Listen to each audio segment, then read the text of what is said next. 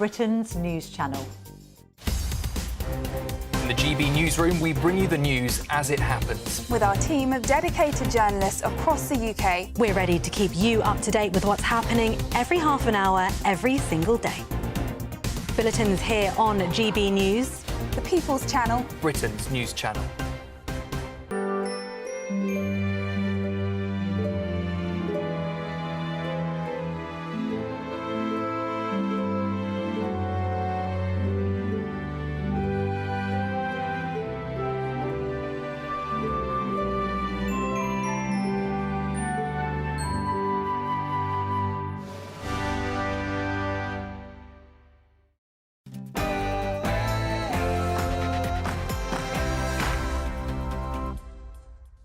Good morning. The government releases footage of deportation flights for the first time.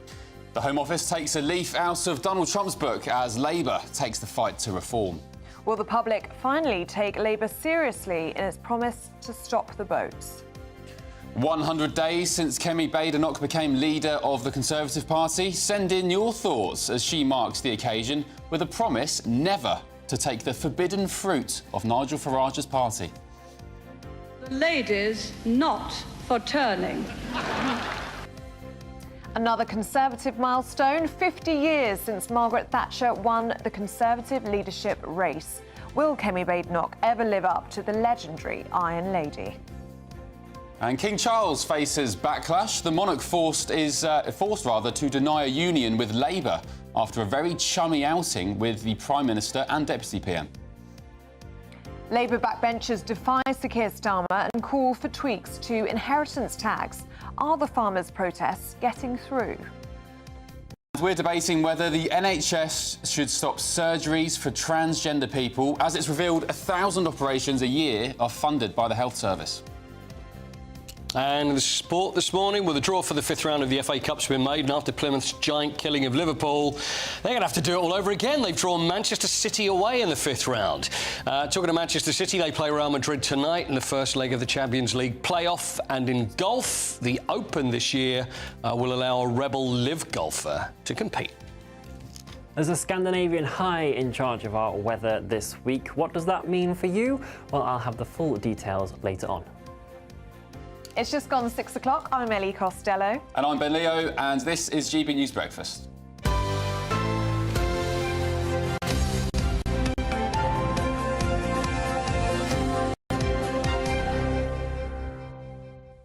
So you know Ed Sheeran? Yes. I know Ed Sheeran.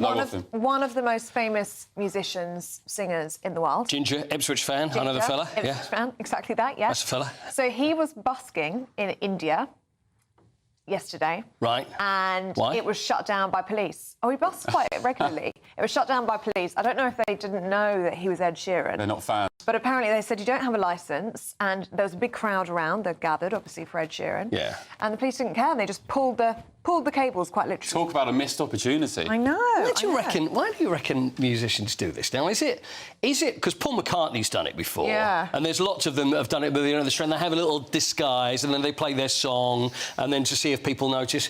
Is it an ego thing to actually think, well, do you recognise me, or is it just fun, or what? I think it's probably them going back to their musical roots. They enjoy. Do you reckon? Spiritual journey. Enjoying performing without the attention and the celeb, you know? I don't know. Cristiano Ronaldo did it before. Have you seen that video of him playing football in, I think it was Barcelona, with a mask on? That's right. Fake beard. Yeah. Doing keepy ups. And they're thinking, yeah, he's a bit good, isn't he? Yeah. And it's, I don't know, there's something about it that's... I think in this day and age, it's social media traction, isn't it? If you can get a video of you going viral on the streets of Mumbai or wherever it was. Yeah, but does Ed Sheeran need notoriety? He gets some great Surely viral not. Maybe videos. India. I mean, it's untapped market, India, you see? Yeah. That's what it is. Have you seen... There was one a few months ago of Ed Sheeran, and he was on a boat down a canal in London, and there was a runner who went, "You're Ed Sheeran!" And he went, "Oh, I'll play you something, let me know That's what you right, want." I remember seeing and that. she requested one of his songs, and he played it, and the video went viral. So I think that's probably what he's trying to achieve here. But the Indian police shut it down, and apparently there's lots of talk on social media, some of them praising the Indian police because they prevented any traffic from occurring, so people were stopping their cars to look at Ed Sheeran. Others saying nobody of Ed Sheeran's stature should be treated this way. Well, you know, the biggest one that ever happened was on the 30th of January 1969 in Savile Row in London, and it was at the top of the Beatles. It was at the top of the Beatles Apple building, and that was from Let It Be. So they did a concert on the top. They decided to go up there, and they stood on the top, and it was the last time they ever played together. And again, the police shut it down. Really? And it was a historical moment, and still look back on, but the police go, no, you're going to have to turn this down. People are complaining in offices, and it was the Beatles playing. So if it happened to them, it can happen to anybody. Oh, it happens to anyone. Oh, that's a shame, isn't it? Anyway, let us know what you think about that one. gbnews.com/yoursay. To our top story this morning, the Home Office, have you seen these videos? They've released footage of hundreds of illegal migrants being deported for the first time. Yes, data published by Labour reveals just under 19,000 individuals have been deported since the party came into power in July. The move is believed to be Labour's fight back against Reform UK gaining more traction in the polls. Well, all of this comes just a week after Donald Trump's government released images of shackled illegal migrants being transported onto military planes. Well, let's catch up with the former advisor to Boris Johnson, Oscar Redrock, who joins us now. Good morning, Oscar. Good morning, guys. This is all off the back of course, Labour in the North West pumping out anti-migration material that was in the colours, the branding of Reform UK. You just get the feeling they're maybe getting a bit concerned about Mr Farage's party? Oh, they're entirely spooked, I think. But I don't think it's just about reform. I think they're well aware. I mean, they're not idiots. I think they know that immigration, illegal immigration into this country, if they don't show competency, they don't deliver, they don't show results, they are in serious, serious trouble. And, you know, I think these videos are in the headspace of trying to show the public, not just tell them that there's progress being made. But the brutal reality is that these flights, it's a sleight of hand trick almost by Number 10, because these flights are nothing new. These flights have been ongoing for, you know, a long old time now. We still have more people coming in than leaving. And actually, I think it's, interestingly, I think this video has caused more bother than it's worth, because I think to the left, the centre and the left of the Labour Party, it really doesn't sit well. And, you know, we think about that huge majority that the Labour government have. They have a lot of MPs there who have no hope of ever getting, you know, promotions and jobs and all that stuff. And they'll see those videos and they'll think, this isn't the Labour Party that I signed up to. I don't like this. And most, Joe blogs on the street who see this video, they're not idiots. They know what's going on in their communities. They know the pressure that services are under. The videos like this are not going to do anything to change their minds. Would you say this is a risk for the Labour Party then? Because you'd think for the electorate, this is demonstrable evidence of them acting tough, talking tough on illegal migration. But then, as you say, you're also risking a split in the party, are you not? If you've got the left-leaning MPs like Clive Lewis saying it's cruel. Yeah, Clive's a really, really good example. It doesn't sit well naturally, the Labour Party. I think, speaking a little bit wider to this issue, I don't think, you know, being tough, talking tough on things like immigration sit well with the Labour Party just generally, including the leadership. In fairness, if we look back, the Tory party, you know, we got into an awful habit of talking tough on immigration, touring TV studios like this, you know, we're going to do this, we're going to do that, and, you know, no results, no progress, nothing. And that I think, is one of the biggest reasons why the Tory party fell out of favour with the public.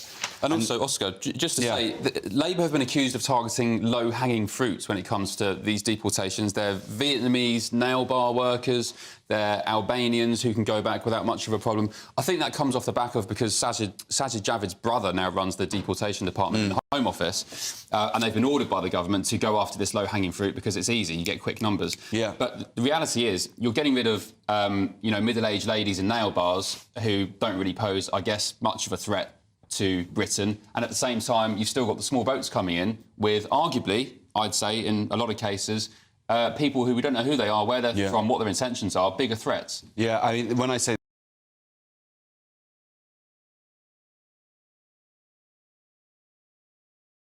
is that actually the majority of the people who are getting on these planes are doing so voluntary. And to your point, you know, if we don't know who's coming to this country, that's the difficult stuff. That's the issue that people feel most keenly, and that's the issue that the government, apart from smashing the gangs and Commander Force, have shown no progress on. Well, Oscar, do stay with us, because we want to talk to you about Kemi Badenoch, because this week marks 100 days since she became Conservative leader. Yes, the former business secretary has notably been successful in pushing Labour to launch an inquiry into grooming gangs and challenging the Prime Minister during PMQs. But a recent YouGov poll reveals 48% of Conservative voters believe she doesn't look like a Prime Minister in waiting. And it comes as Reform UK continues to rise in popularity. Mr Farage and Miss Badenoch were asked yesterday about whether they would consider a Tory reform pact. Look, you know, to do a pact with people, you've got to think I'm going to shake your hand and you're an honourable person. After the betrayal post the 2019 election, we do not believe them to be honourable. Simple as that. So the answer is no. No, not me. Nigel Farage has said that he wants to destroy the Conservative Party. There's a lot of our electorate who, even this weekend, you knock on their doors, tell me, if you go into bed with Farage, if you get into bed with Farage, you know, heaven forbid the image, we are done with your party, that we are not doing this. Well, Oscar Redrop is here in the studio with us still. What do you make of Kemi Badenoch's first 100 days? What's your assessment of how well she's doing? I think it's OK. I mean, look, this is very media-driven, a lot of this stuff. We think in terms of, 100 days. Most people out there, she probably, in fairness, she probably won't be on their radar to most normal people. You know, they might not even know who Kemi Badenoch is at this moment in time. I think that's kind of OK. I know that's not particularly inspiring, but, think back to Keir Starmer, back when he first, took over the Labour Party. He couldn't make a mark on Boris. I remember Hartlepool 21. Keir Starmer was thinking about resigning. So this is a marathon, not a sprint. The Pact stuff in terms of reform and the Conservative Party is a really interesting developing theme. They're continuing to be asked about it. They're both playing incredibly hard to get. It doesn't sound like it's going to happen anytime soon. But look, Kemi's a serious thinker. What I would like to see, and I know people watch this and go, God, this guy's talking loads of rubbish here, but I would like to see, particularly when we have such a stiff Prime Minister who looks entirely uncomfortable amongst the general public, I would like to see a bit of softening in Kemi. I'd like to see her out and about, talking to normal people, showing that kind of looseness a little bit, and personality and warmth and charisma. I'd like to see that come out of Kemi a little bit more. I guess that's where Nigel Farage excels. He portrays himself as a man of the people. I remember seeing a picture yesterday, again, recycled, of him in a pub wearing an England shirt during, I think, the Euros, holding a pint and just being surrounded by normal people. But Kemi, as far as I can see, my own perception is that she likes a row, she likes a battle and having an argument. By her own admission, she likes doing that. And as you said, I think she just needs to get out and about a bit. But we're not seeing that at PMQs, are we? We're not seeing her going toe-to-toe with Sir Keir Starmer. Yeah, PMQ's performance has been OK. She's had some good ones. She's had some quite weak ones. Again, that's something that we all have to remember. When we're in the game that we're in, of politics and day-to-day Westminster stuff. Again, 99% of people out there will never ever see those PMQ's appearances. But she does, I think, the most important thing, and you guys talk about it so often on the show, and you represent these views so well on the show.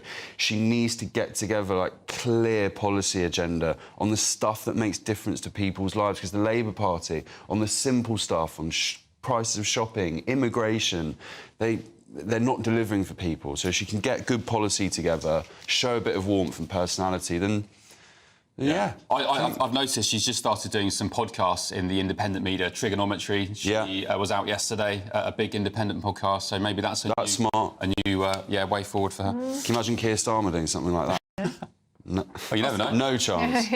Oscar Redrop, good to see you. Thank you very much. See you in the next hour. Thank you, Oscar. Right, Chancellor Rachel Reeves is under more pressure than ever before to row back on inheritance tax changes for farmers, even now from her own backbenchers. Yes, farmers from across the country descended on Westminster yesterday in protest against the government's proposals. Labour has previously insisted it will not make a U-turn on the plans, despite saying that farmers are the backbone of Britain. Well, we're joined now by potato farmer and host of the Farming Funny podcast, James Fairley. Good to see you this morning, James. And were you at the protest yesterday? No, I wasn't at the protest because, unfortunately, I'm away up in the wee county of Angus in Scotland. But I was cheering them on. I imagine you've got a job to do as well, keeping you busy. Yes, yeah, just trying to keep everybody fed. What have you heard then from your farming friends about what the atmosphere was like in Westminster yesterday? I think it's quite a buoyant atmosphere, but again met with a bit of frustration as to the lack of acknowledgement from the government. You know, Rachel from Accounts, they're just not listening. And I don't think they've grasped the importance of what they're messing with here. And it basically shows in every other aspect of the country of what they're doing. They think everything would continue as normal, but they could change the goalposts. Yeah. Unfortunately, as we've seen, that is not the case. And every decision has a reaction. James, when are you going to turn the screw then? Not you personally, but your colleagues, the industry. When are you going to turn the screw? Because it doesn't seem like they're listening, as you've said. And I think you'd have a lot of public support if you started threatening supply lines and maybe, you know, food would become a bit harder to get onto our tables, our breakfast, our lunch, our dinner. When are you going to ramp up these protests and really start trying to get a stronger message to the government? You have to be very careful with this one because our argument is not with the public, and effectively that's what it would affect. It would affect the public.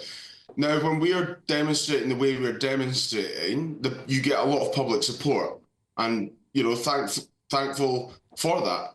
But you start taking it to individuals and their food. But what we've seen is a classic move from the supermarket chains. Now, I'm not going to name them, but they've backed us in support against the IHT. And I completely agree with you that we need to stop these supply chains. But there's been a major supermarket that's put injunctions in place that if we affect any one of their workforce getting to work, i.e. distribution depots or anything, it's now illegal. So we can be arrested and sent to prison for it.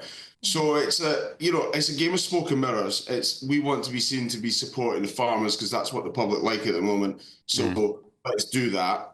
But when it needs to actually come down to the crunch and get on with the job, no, you're not allowed to do it. So our hands are tied in effect. What we need, we don't want to go to that level because it's not good for anybody. We want to be able to sit and have a conversation, but they just don't listen. The key is, I think, as you've just been speaking about in your previous topic, I think we just need to wait it out longer than these guys are going to survive. So you think you're going to have to wait 4 years rather than get a U-turn now or get the Labour government to change their thresholds? 100%.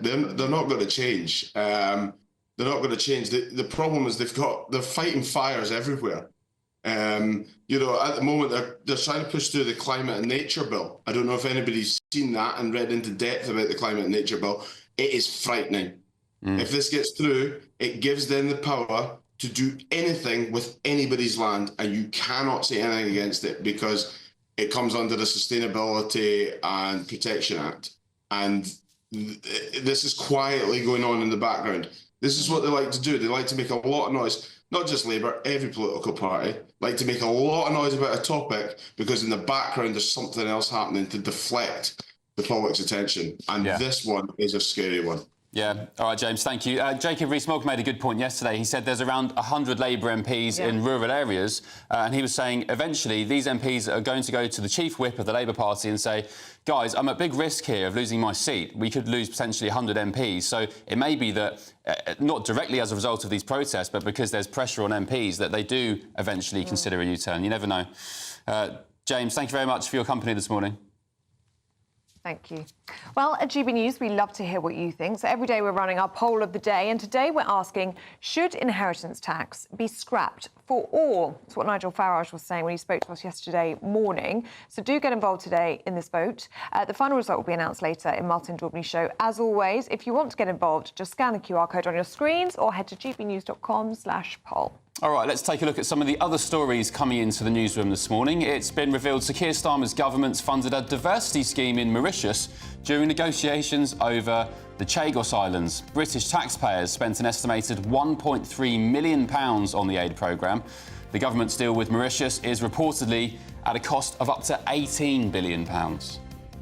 Donald Trump has intervened after Hamas said there would be a delay to the release of 3 additional Israeli hostages this Saturday. The US president warned that all hell is going to break out if the peace deal is not upheld. Assisted dying cases would no longer have to be signed off by the High Court under changes suggested by the bill's supporters. Kim Leadbeater, the Labour MP behind the Terminally Ill Adults Bill, is expected to bring forward amendments for so-called Judge Plus systems.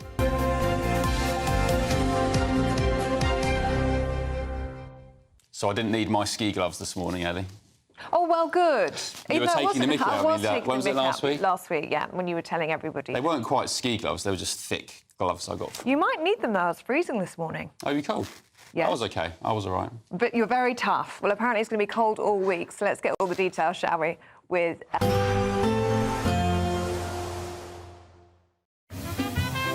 Heavy showers first thing will be followed by a warm, cosy day. Boxed boilers, sponsors of weather on GB News. Hello there, good morning. Welcome to your GB News weather update from the Met Office.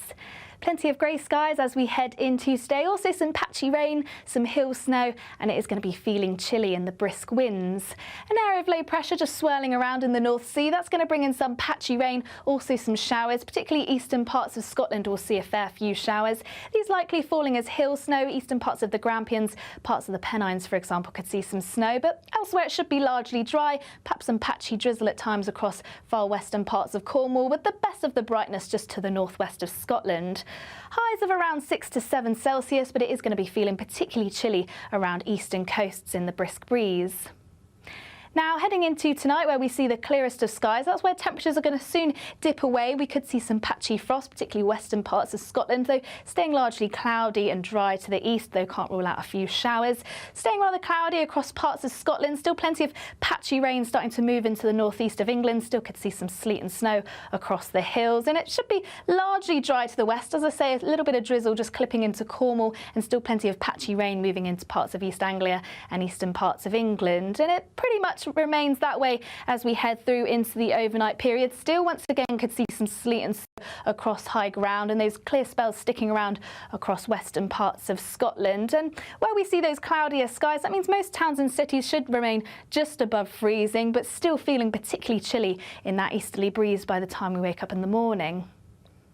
So then, once again, there's going to be plenty of grey skies as we head into Wednesday. Once again, the best of the brightness across the northwest of Scotland, but later on across parts of Wales, parts of the south should see some brighter skies. Still a fair few showers moving in to North Sea coast, and could still see a little spot of drizzle across parts of Cornwall, and temperatures around average, if not touch below, and still feeling calm in that easterly wind.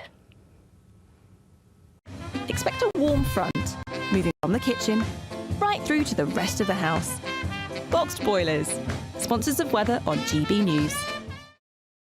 All right, still to come. Coisey's here next to reveal just who Plymouth Argyle, Plymouth Argyle, giant slayers of Liverpool in the FA Cup, who they've drawn in the next round. Any guesses? I wouldn't know where to start. Not a clue. Coisey's here in a second. Back in a sec. Good Afternoon Britain isn't just about us. The wonderful thing about this programme is it's about everyone watching. It's an interactive programme. Well, there absolutely is something to see here, and we're going to be talking about it more. Whether it's breaking royal news, Will, please bring us up to date. Or indeed a particularly punchy speech in the House of Commons. Very, very curious. We bring it to you live, and then we bring you live reaction as well. That's Good Afternoon Britain, weekdays from midday. Only on GB News, the People's Channel, Britain's news channel. Join me, Camilla Tominey, for a frank and honest discussion with those in power that cuts through the spin and gets to the heart of the issues shaping our nation. You haven't confirmed that you want to stand as leader, but you haven't ruled it out either. This report basically says that he's not fit to stand trial. Is he indecisive? Incompetent? I deliver the dose of reality Westminster needs. That's the Camilla Tominey Show at 9:30 every Sunday on GB News, the People's Channel, Britain's news channel. We're proud to be GB News, the People's Channel. And as you know, we always love to hear your views. Now, there's a new way of getting in touch with us at gbnews.com/yoursay. By commenting, you can be part of a live conversation and join our GB News community. You can even talk to me, Bev Turner, or any of the members of the GB News family. Hi, I'm Michelle Dewberry, and my show is your opportunity to cut through all the noise and dive in headfirst to some robust debates. Ideas clash. Situation, isn't it? Because the failure is... You're deliberately avoiding my point. Nothing's held back. And if you think this is the end of it, wait for more. And we do not shy away from the difficult stuff. Sometimes I want to shake people and say, if only you understood. So join me on Dubes & Co. weeknights at 6 p.m, only on GB News, Britain's news channel. Headliners on GB News 11 p.m. every night. It's got 3 top comedians going through the next day's newspapers so you don't have to read them, which is great. That's a good point. He's lying. I mean, maybe he's not lying. That's Headliners every night from 11 p.m. and 5 a.m. as well on GB News, Britain's news channel.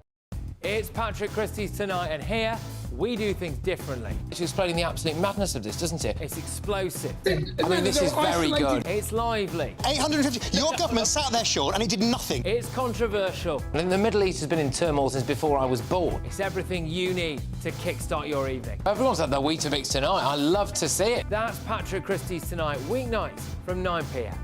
Only on GB News, the People's Channel, Britain's news channel. If you want your news to be straight talking... This is the nightmare for the Conservatives again. Down to earth. It's not just Nottingham where this is happening, is it? And most importantly, honest. Hard-working, middle-class taxpayers, they'll get their book thrown at them. Then catch me, Martin Daubney, Monday to Friday, 3 till 6 p.m. on GB News, Britain's news channel.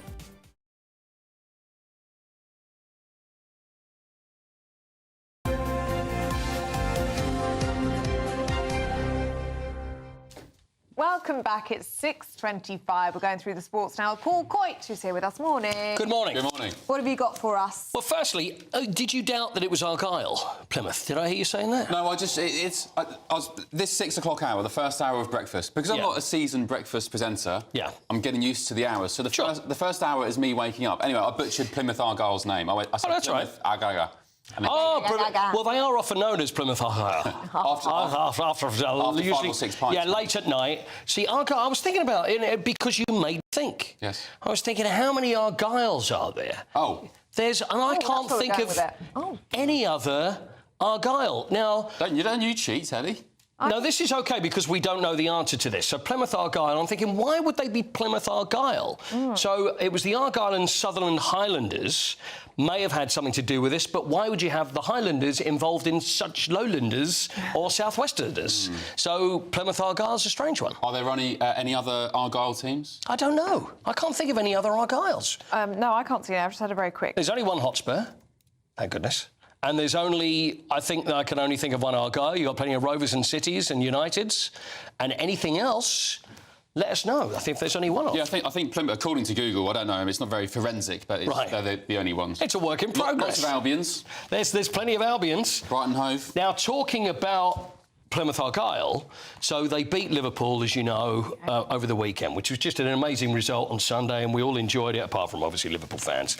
So Plymouth are thinking, who are we going to draw? Now, what would you prefer? If you're Plymouth Argyle, do you want to maybe get a draw that you can then progress in the Cup, or do you want to go for the big one? You roll the dice. What would you prefer? Oh, the big one. Yeah? Big one. Go for the big one. David and Goliath battle. Doesn't go much bigger than what they've got. Manchester City away. How about that? City away. Do you think they'll be nervous? I think they'll be excited. I think so, and especially after what happened with Liverpool. I mean, it's a free hit, isn't it? You go away, you go into the Etihad, you're not going to be expected to win. But there's always going to be that part of you, especially Plymouth fans, thinking, well, we've done that once, and Man City are on this slightly dodgy run. You never know. And I think everybody's going to be all over it. That would be like a film. There's no... Absolutely. The Giant Slayers. Yeah. There's no expectations, is there? So they can just go to City. Yeah. If they lose and get hammered, fine. Yeah, everybody would expect it. The club will get a lot of money from the ticket sales. No? Correct. It's better that they're playing away. So... What league are they in, Plymouth? So they're in the Championship, bottom of the Championship. And, of course, and you know Wayne Rooney was the manager there because he got fired a couple of weeks back. So there we are. Oh, he'll be taking credit for all of this. Do you think so? Yeah, that's it. My training. He's going to be going, you know what? They've just come good after I left. Yeah. So anyway, last night, Crystal Palace beat Doncaster, so they're in the draw. Exeter versus Nottingham Forest is tonight in the FA Cup. So the other big ties, so Man City versus Plymouth, Manchester United versus Fulham, win either Arsenal or Spurs. There's no interest in us. Not sure what's going on with Arsenal. FA Cup's not what it used to be. Exeter Plymouth could be a good tie. Could you imagine an FA Cup semi or a final? Would never happen. But... Exeter Forest versus Ipswich Town. Ed Sheeran's team. Bournemouth Wolves, Newcastle Brighton, Crystal Palace Millwall, Newcastle Brighton. We did that one as well. Champions League, by the way, is tonight because it's the where they try and get into the round of 16. It's the knockout, but nobody would have expected what's going to happen, and that's Manchester City against Real Madrid. UEFA did not work out this new Swiss system for them to be playing Real Madrid so early on. It's just that neither got into the top 8. They didn't rig it properly. Exactly. Well, allowed to say that? It really will. They obviously hot ball, didn't. Cold ball. None of that hot and cold ball thing. Anyway, this is Pep Guardiola. He was asked about the game yesterday. There are few clubs in Europe that, for the history, for everything, always it doesn't matter where. In a group stage, on the knockout stage, always is difficult. We have not done, how we said, quite well in group stage, so we deserve to be that we are. So the draw is the draw, and accept the challenge. I'm watching. I'm not actually listening to what he's saying. I'm just watching how he is. Because after games where he's been beaten, he starts scratching. Well, you had the old... He gets uncomfortable. Whereas that, he seemed quite calm and cool and relaxed. He had the cuts on his head. I know. But isn't he, without getting too salacious, isn't he getting his marriage troubles or something? Pep? I think he is. There was a story in The Sun. That's tabloid of you. I'm a tabloid man. Oh, Ben, you're a terror, aren't you? Listen, hear me out. You are. But it coincides with the way he's, been a bit stressed, I guess, recently. You think so, yeah? I think so. Are you just thinking of his well-being? You're just worried for Pep, I just want Pep to be OK. I know, we all want Pep just to be happy. Look, one more quick one for you. Now, Everton, they've got a new stadium, which they move into in the new season, next season, Bramley Moor Dock, which is just this amazing stadium. Can we have a little look at, I don't know whether we've got Everton Stadium. No, this is not Everton Stadium, because what I was going to move to is this man on Instagram has put on, this is, by the way, Everton fans, don't worry, your new stadium is not going to be anything like this. This is a guy, and he's gone to different stadiums in America to see where the worst seat in the house is, and they are costing about $100. Now, look at these. There's one thing you can't see over the bar there. There's one which is not very good view, and for me, if it was watching NFL, then that would be the perfect seat. There you go. You can only see a little bit there. Yeah. You haven't got much there. You haven't got much there. And there's the one where it's right behind the pit. I mean, look at that, for crying out loud. They shouldn't sell seats. That's really bad. I know. You can't sit behind a column or sit next to a wall. But the old stadia... See, this is why a lot of them are building new stadiums, which because you've got pillars and you'd still buy a seat. There we are, that's the one for me. You can actually buy restricted view seats, whereas on these new stadiums, so there's no such thing. They are cheap. They are cheaper, but it should be nothing, though, really. If you can't see anything, what's the point of paying anything? I'm not a fan of new stadiums. I really miss Highbury, the soul in that place, the history, and then you go to the Emirates and it's, The Spurs Stadium's great. That's a new stadium. I can't say I've ever been, Ellie. Actually, I played football on the pitch at White Hart Lane. That was a nice stadium. Did you really? Yeah. You know what? I'd often host things when people would play on the pitch at White Hart Lane, and there was one guy, and this happened last summer, and he ran out, and he was an Arsenal fan, and he wasn't too happy. He refused to wear a Spurs shirt to play in. Oh, I did. And anyway, he said, who cares? For crying out loud, you're just going to play on a football pitch. Anyway, and then at the end, he revealed his Arsenal shirt running away. I had to go over him, grab him by the ear and say, get off the... If this gets out, this is going to... So, yeah. There was a rumour, sorry, we're running out of time, but there was a rumour that during the construction of your new stadium, an Arsenal fan was a construction worker and they buried a Arsenal shirt under the... Well, I'm not being funny, but I found that out and I buried the Arsenal fan under the stadium as well. Thanks, Coity. Coity, thank you. Right, do you fancy your chance to become one of 2 lucky winners in the Great British Giveaway? Because we have 2 fabulous prize bundles to give away, which contain what? £500 worth of shopping vouchers for your favourite store, the latest iPhone 16 and an incredible £10,000 in tax-free cash. Here are all of the details that you need. We're doubling your chances to win in our latest Great British Giveaway with 2 fabulous prize bundles up for grabs. There's 2 lots of a totally tax-free £10,000 in cash. You'll also receive a brand new iPhone 16 along with £500 in shopping vouchers to spend at your favourite store. And the best news is 2 lucky winners are going to win. For another chance to win, text cash to 63232. One entry costs £2 plus 1 standard standard network rate message, or text BONUS to 63232. 5 entries cost £5 plus 1 standard network rate message. Go to gbnews.com/win. Entries start from just £2. Call 0903 681 3232. Calls cost £2 plus your network access charge, or post your name and number to GB11 PO Box 8690 Derby DE1 9TT. UK only. Entrance must be 18 or over. Lines close at 6 p.m. on the 7th of March. Please check the closing time if listening or watching on demand. Good luck.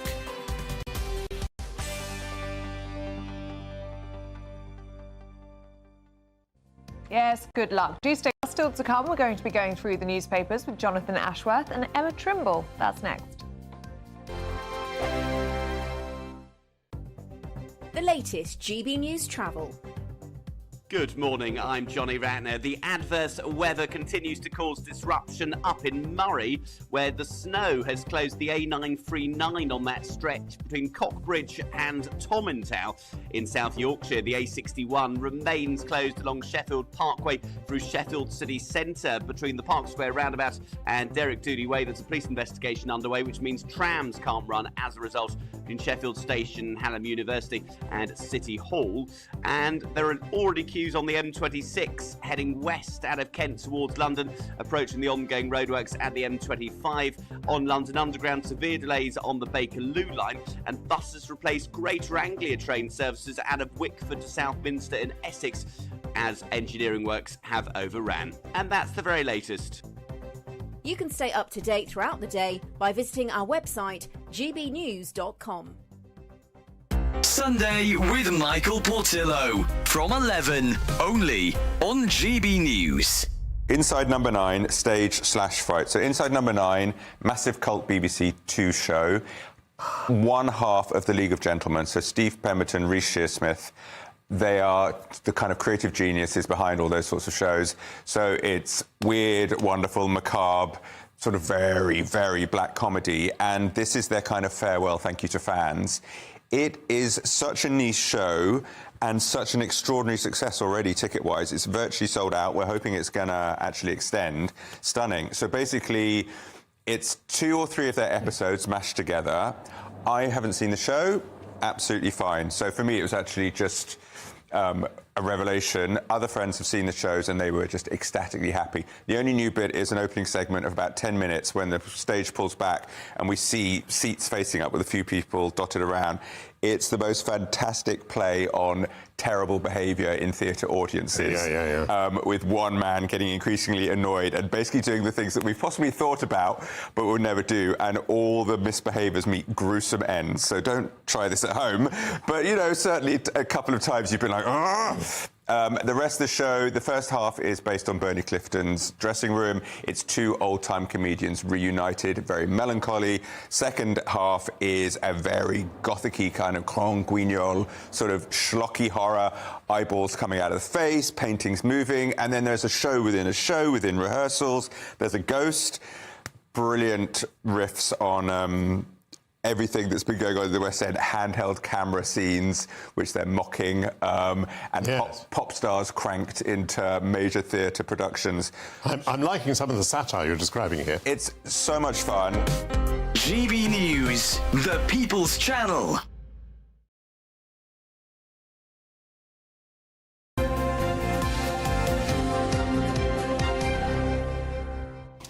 Let's take a look at some of the newspaper front pages this morning, starting with the Daily Express. They reflect on yesterday's farmers' protest in London, with families in the agricultural sector turning out in their droves.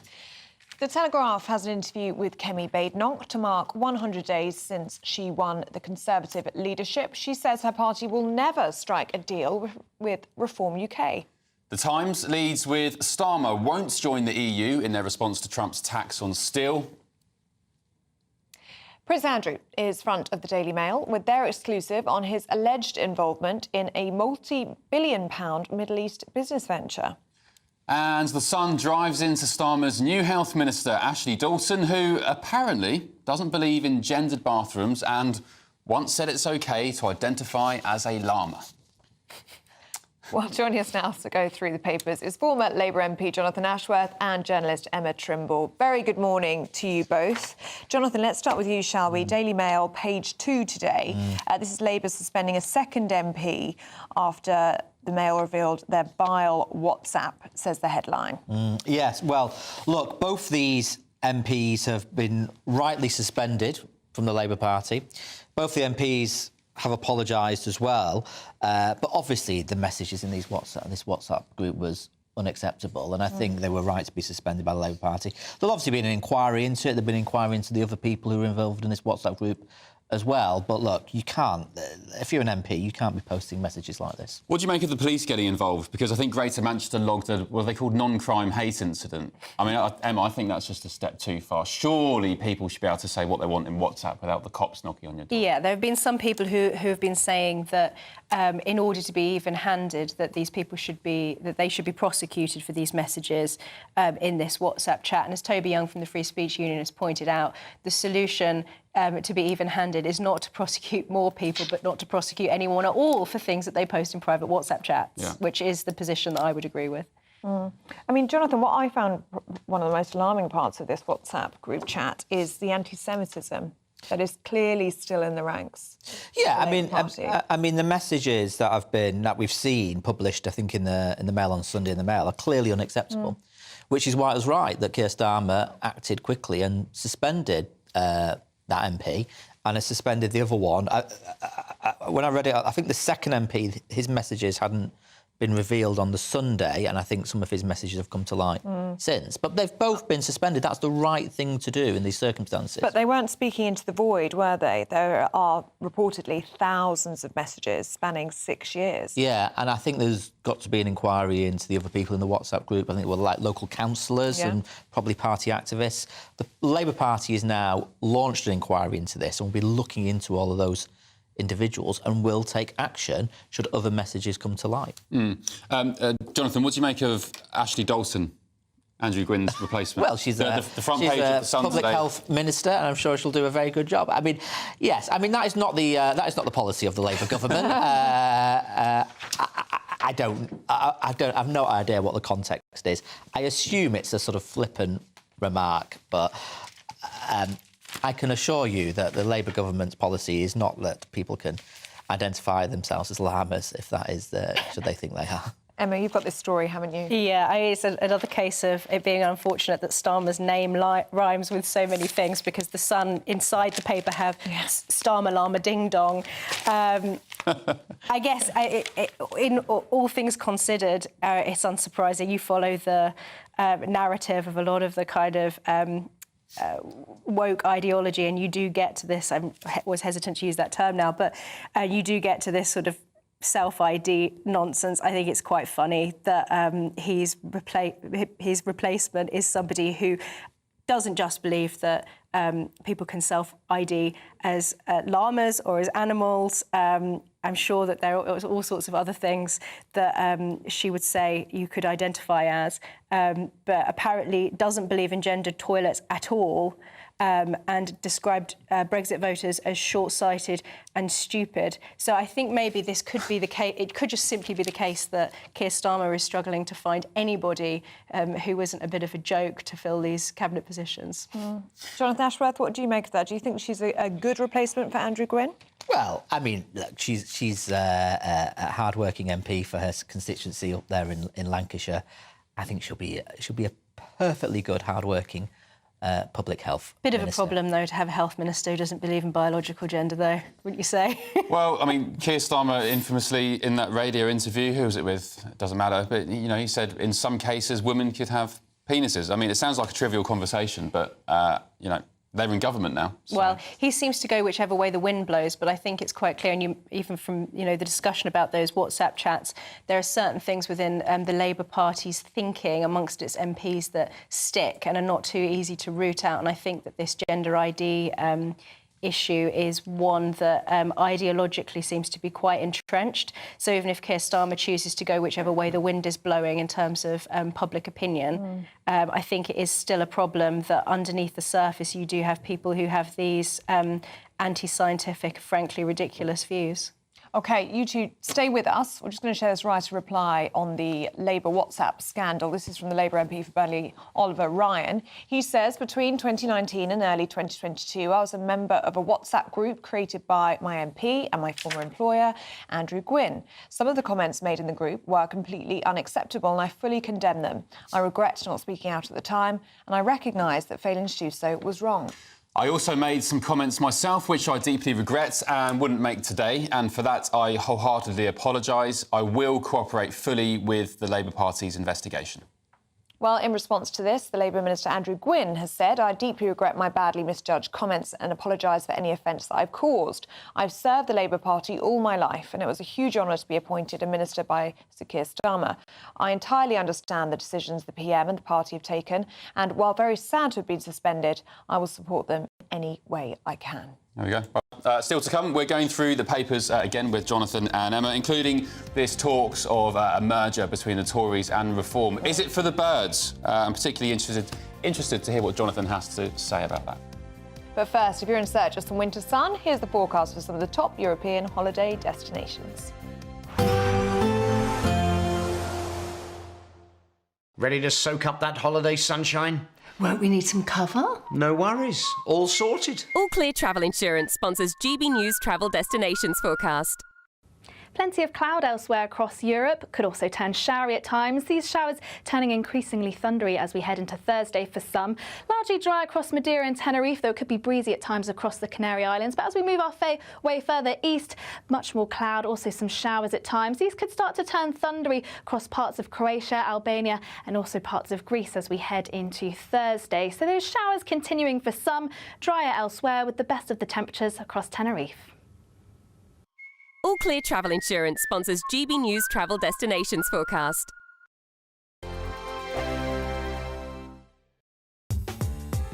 I'm Christopher Hope. From pop stars to politicians, I'll interview anybody in a pub who's got a political opinion. Join me every Friday on Spotify, Apple Podcasts, YouTube or gbnews.com, or wherever you get your podcasts.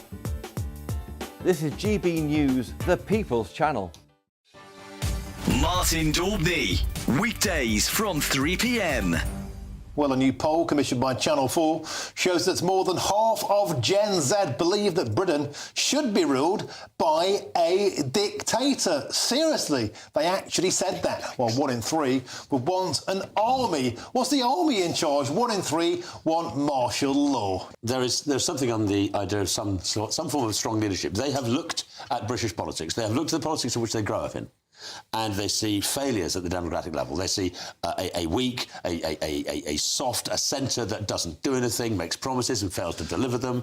They see nothing actually happening. And they also see a future where they have no democratic engagement because they're never going to have a house. They're never going to have a family. Why would they? Why would they be able to? So the idea of having somebody strong to come through and blow away the cobwebs of our current system, I can see that being attractive. When I grew up, I was talking to not that old men and women who had been through the war, who knew what dictatorship was. Up until the 70s, we were in the Cold War. People knew what dictatorship was. They knew people being locked up, being sent to Siberia. They knew what this meant. And I don't think anybody under the age of 34 actually has a clue. It's all the other side of the world. It's in North Korea, it's in China. It's not here, and it's not part of their lived experience. And that's a big change. And I wonder, actually, Nigel, if a lot of these people think, I don't know, like Donald Trump's a dictator. He got elected with a huge mandate. Do they understand what dictators is? Or, actually, are young people just so listless?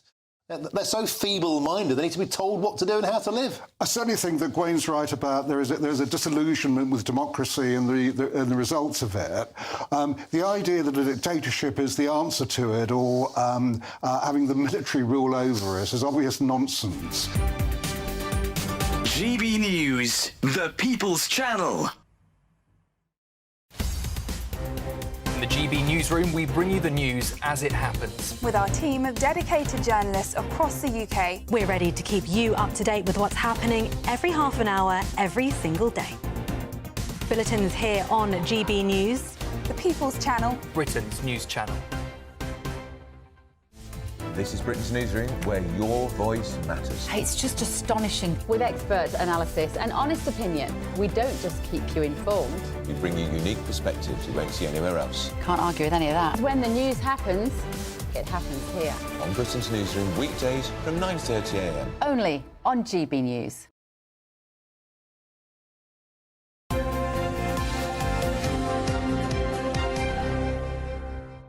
Welcome back. Jonathan Ashworth and Emma Trimble are back with us to get stuck into the papers. Jonathan, Farage deal is for the birds, so says Kemi Badenoch. She's dismissed the idea of an election pact with Reform UK, and that's in an interview to mark her first 100 days as leader of the opposition. What do you make of this swirling rumour about a merger? Well, I think she protests too much, frankly. I mean, we know that she's sort of sinking without trace as Tory leader. We know Nigel Farage is getting huge publicity, huge numbers of people are joining his party. Lots of Tory supporters have switched to Nigel Farage. I think it is heading potentially for these two parties to try some sort of coalition deal, a pact or whatever, because at the moment, I can't see how Kemi Badenoch gets any traction. The other story knocking about in the papers today is that they're going to get rid of her in a year's time as well. I mean, so that's also hanging over her as well. So if there was a merger, or rumours of a merger, do you think it's more in Kemi's interest than Nigel Farage? I mean, it's a coalition of chaos, isn't it? I mean, can you imagine the chaos of these two together? And this is the big issue at the next election. Whether you want stability and stable Labour, or whether we want the coalition of chaos with Nigel Farage calling the shots and pushing Kemi Badenoch all around. Kemi Badenoch in Nigel Farage's top pocket. That's what's going to happen. I thought Kemi Badenoch's answer, and actually many top Tories, their answers at the moment, there seems to be an open door to this sort of merger because they say you can't make a deal with someone who wants to destroy the Tories. So if Farage were to say, and I don't think he will, but if he were to say, I don't actually want to destroy the Conservative Party and the Conservative brand, then the door's open then, isn't it, to a merger? Yeah, I think on the Quite careful language. Yeah, on the one hand, from Kemi's perspective, you're not going to want to suggest that you're willing to enter into a pact at this early stage because it's not in the interests of the Conservatives' efforts to rebuild itself, to as they see it, to regain the trust, whether they can or not, of the electorate. If she were to suggest that she would be very willing to go into a pact with Nigel Farage at this stage, I think it could take the wind out of their sails even more. But on the other hand, it would be very unwise to rule that possibility out, given how well Reform are polling at this stage. If obviously we're not right before a general election, and who knows what might happen in the meantime. But if this were the situation right before the next general election, of course it would be more in the Conservatives' interests than in Reform's interests to enter into a pact, because Reform have the goodwill, what little hope the electorate have left is now being placed on Reform. Whereas the Conservatives have absolutely everything to lose. So I think from Kemi's perspective, she needs to sort of walk a very, very fine line. But I think that you're wrong, Jonathan. I think that the British public would be delighted to see reform-heavy coalition in Parliament. Chaotic. And you're talking about coalition of chaos. I don't know where you've been since the general election, but it's not going well. Well, it's not a coalition of chaos. It's getting on. It's getting on with the job. No, it's a government of chaos. It's getting on with the job. But you imagine Nigel Farage pulling the strings of Kemi Badenoch, and what a mess it would be. I don't think the British public want that. Threatening me with a good time. Emma, what's your assessment of the first 100 days of Kemi Badenoch as Tory leader? How do you think it's going for her? I think she's and understandably, she's been focusing on trying to atone for the sins of the Conservative Party. I think that there are certainly things that she could have done better, things that maybe she could have expressed better. I've noticed that she's just done this big trigonometry interview.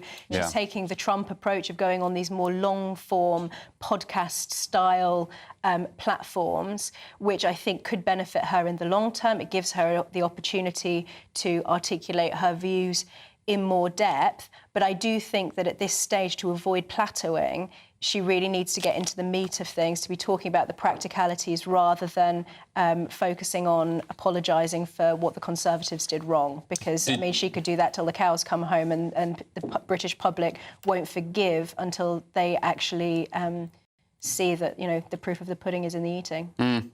Interesting. Jonathan, just a quick one. In the Times, half of Gen Z think Britain is a racist country and just 1 in 10 would risk their lives to defend it in war. That's a bit concerning. It is. I never know how they do these surveys. And I'm also... What generation... Gen Z is... How old are they? Are they 18-year-olds? 18 to 27. Right, OK. I mean, look, do they really think that? It's disappointing if they do. I mean, you know, you'd hope they'd have more pride in their country. And I'm sure lots of them do have pride in their country. Where do you think that attitude would come from, Jonathan? That lack of pride in Britain?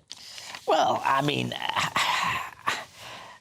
I was a little bit sceptical about these surveys and about where they actually get where these surveys have actually come from. But look, you know, you've got a generation, I suppose, who are getting a lot of their media from TikTok and things like that. But I would hope our young people are proud of their country. So I see lots of young people supporting England when we play football, or supporting our rugby in the Five Nations, etc. I guess they'd say we can't get homes, we're not starting families because of that. We can't get GP appointments. You know, everything's in a bit of a mess. So why would I give my life for the nation? But as you said, you'd hope when it came to the crux of it, that would change. Yeah. But let us know what you think at home. gbnews.com/your say. Why wouldn't youngsters fight for the country? Yeah, a researcher here says they think it's to do with wage stagnation. So younger people are finding it harder to accumulate wealth. Also, the divide in terms of Brexit and the trans debate. Young people are finding themselves increasingly at odds with the older generation. There you go. Boomers. Right, let's get your weather update with Honor Krizik.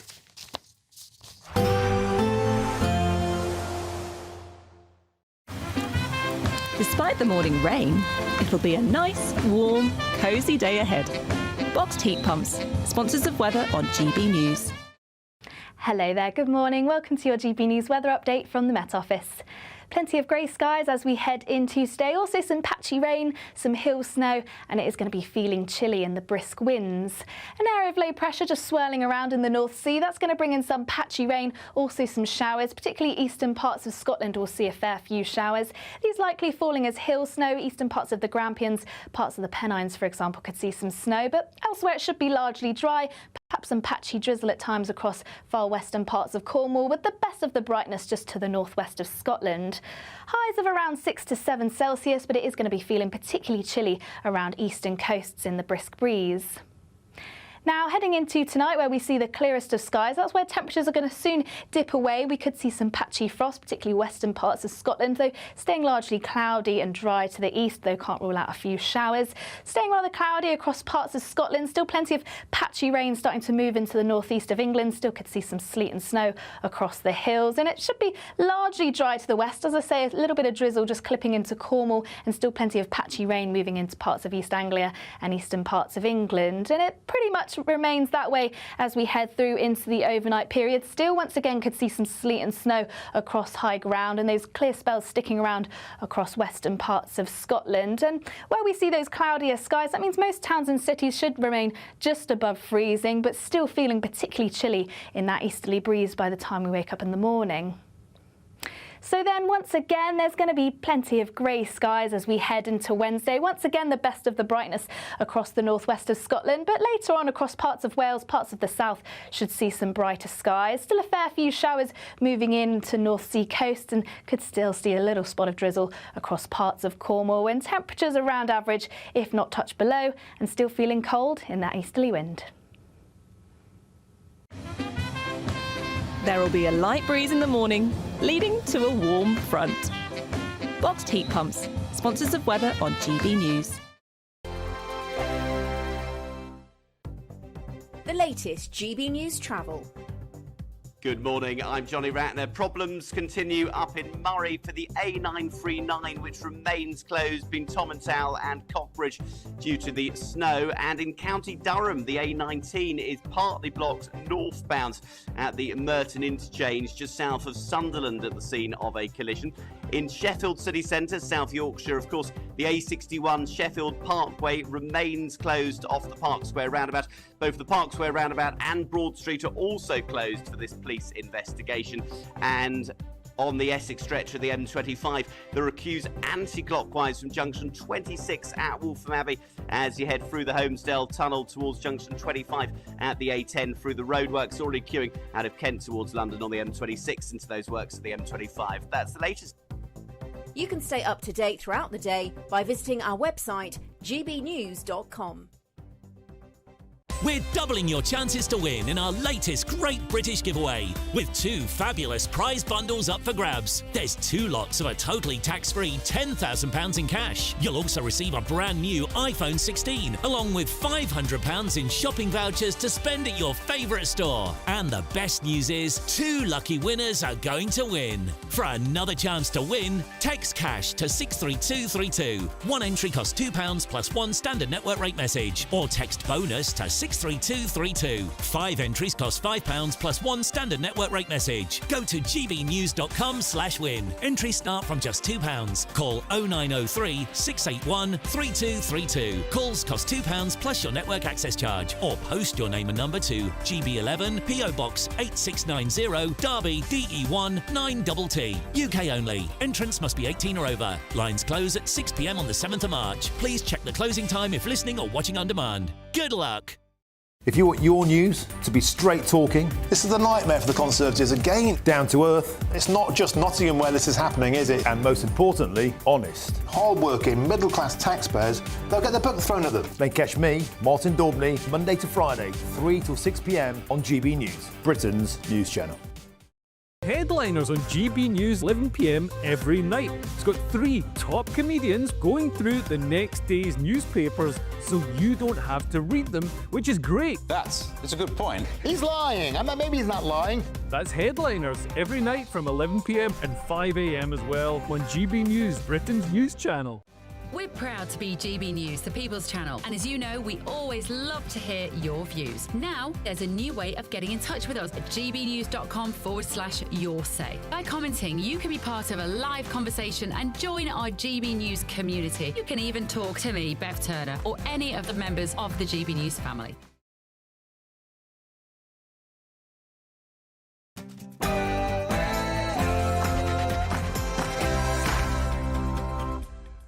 Good morning. The government releases footage of deportation flights for the first time. The Home Office takes a leaf out of Donald Trump's book as Labour takes the fight to reform. So, will the public finally take Labour seriously in its promise to stop the boats? It's been 100 days since Kemi Badenoch became leader of the Conservative Party. Send in your thoughts as she marks the occasion with a promise never to take the forbidden fruit of Farage's reform. It seems there's no love lost on either ends. After the betrayal post the 2019 election, we do not believe them to be honourable. Simple as that. So the answer is no. No, not me. Nigel Farage has said that he wants to destroy the Conservative Party. The ladies not for turning. Another Conservative milestone today, 50 years since Margaret Thatcher won the Conservative leadership race. Will Kemi Badenoch ever live up to the legendary Iron Lady? Labour backbenchers defy Sir Keir Starmer and call for tweaks to inheritance tax. Are the farmers' protests finally getting through? We're debating this morning whether the NHS should stop surgeries for transgender people, as it's revealed 1,000 operations a year are currently funded by the Health Service. And in the sport today, the draw for the 5th round of the FA Cup's been made, and after Plymouth's giant killing of Liverpool, well, they're going to have to do it all over again. They've drawn Manchester City away for the next round. Talking of Manchester City, they play Real Madrid tonight in the first leg of their Champions League playoff. And who are the most injured team in the Premier League? And it's not Spurs. There's a Scandinavian high in charge of our weather this week. What does that mean for you? Well, I'll have the full details later on. It's just gone 7 o'clock. I'm Ellie Costello. And I'm Ben Leo, and this is GB News Breakfast.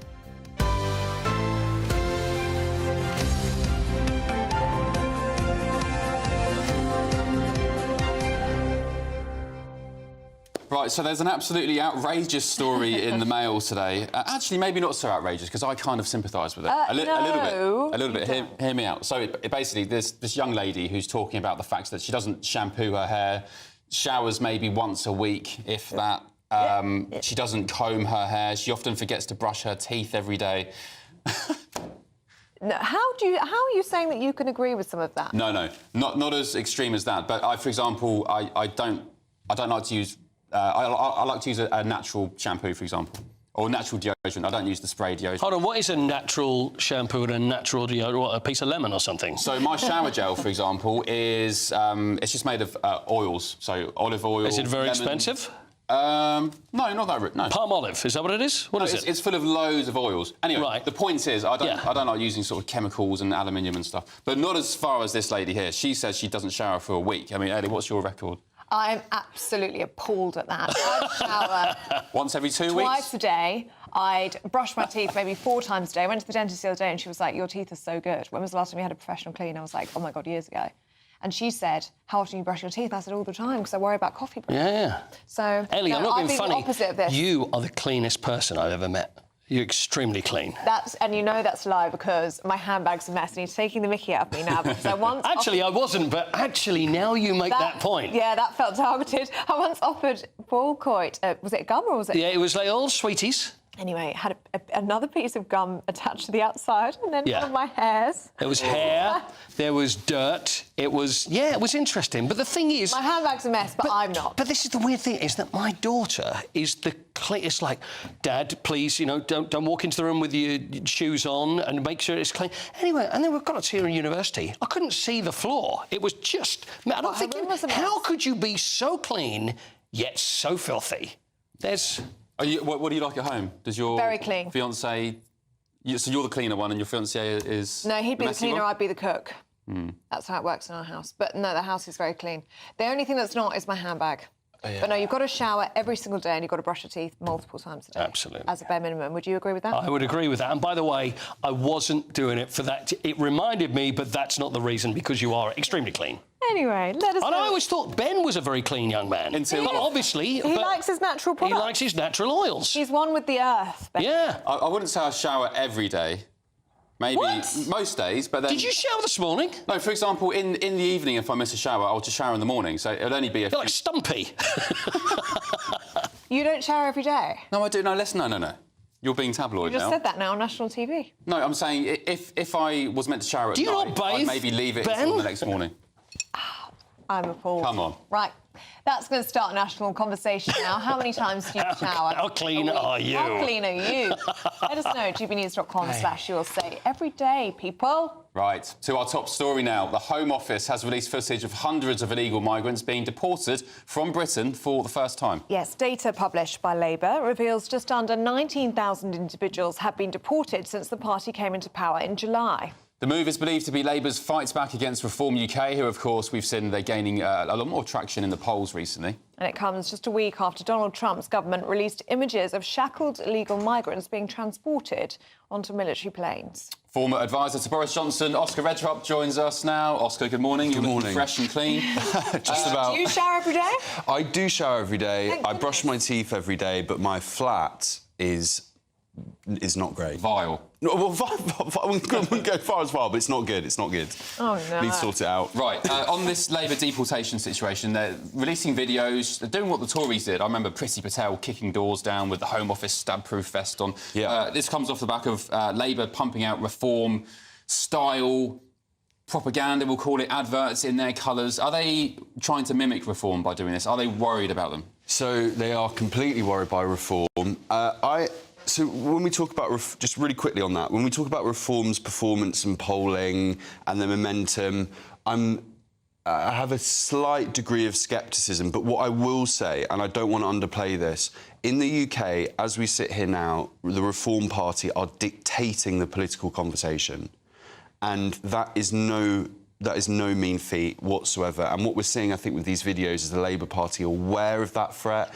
I think they're building a special unit in Number 10 and amongst backbench MPs to kind of keep an eye on reform and their sensibilities and what their voters want. Where did you hear that? Yeah, it's been reported a little bit, or rumoured at least, that they kind of want a reform watch almost. Jonathan Ashworth, who was just here on the papers, he heads, of course, is it Labour Together? Yeah. So they apparently had a dossier compiled on reform and how to tackle them and so on. Well, there we go, and I'm sure that's being sent to a lot of backbench Labour MPs. So videos like this showing deportations is exactly targeting that kind of reform sensibility. However, it's a sleight of hand trick because these flights have always existed. It's nothing new. You know, it's most of those on planes are, you know, going voluntarily. It doesn't do anything to stop the channel crossing, all that kind of stuff. And actually, you know, it's a weird one because I get. You know, I've worked in Number 10. I get the whole comms thing in terms of, you know, you want to show, not just tell people things going on. But I think a lot of people might watch the video and think, why don't I just vote for reform? And what I mean by that is, why don't I just vote for the real thing? It kind of gives them like a taste of it, but they know it doesn't sit comfortably with Labour. They probably don't think they've got the real kind of steel to see it through. If anything, I think it could push people over to reform. Do you think it's indicative of where we're at in this social media age where Labour feels... I mean, this is the first time this has ever happened. Labour feels as though they have to evidence what they're doing in order for them to be believed. Yeah, I think people and, you know, hands in the air, I think the Tory party have got a skin in the game on this or, you know, a part to blame. I think people have got very, very sick and tired of politicians in TV studios saying they were doing X, Y and Z, and then, you know, that person watching that interview on TV looks out their window and sees, I'm just in a totally different universe to you. You know, I don't see it. And so I think social media, longer form podcasting, and just that showing that, just look, we are delivering for you. I think we will see more and more. But ultimately, I mean, the Times did a good write-up on this video stuff, and you look at the numbers and, you know, these flight deportations don't even, you know, don't touch the sides, to be frank. Yeah. Very quick one about those. I think just rumours at this point, but Boris Johnson, people were saying if Boris Johnson came back and did a deal with Farage, it would be bombshell, they'd wipe the floor with Labour. Have you spoken to Boris in recent weeks or months about just anything politically? No, gossip you can share? I think that would be...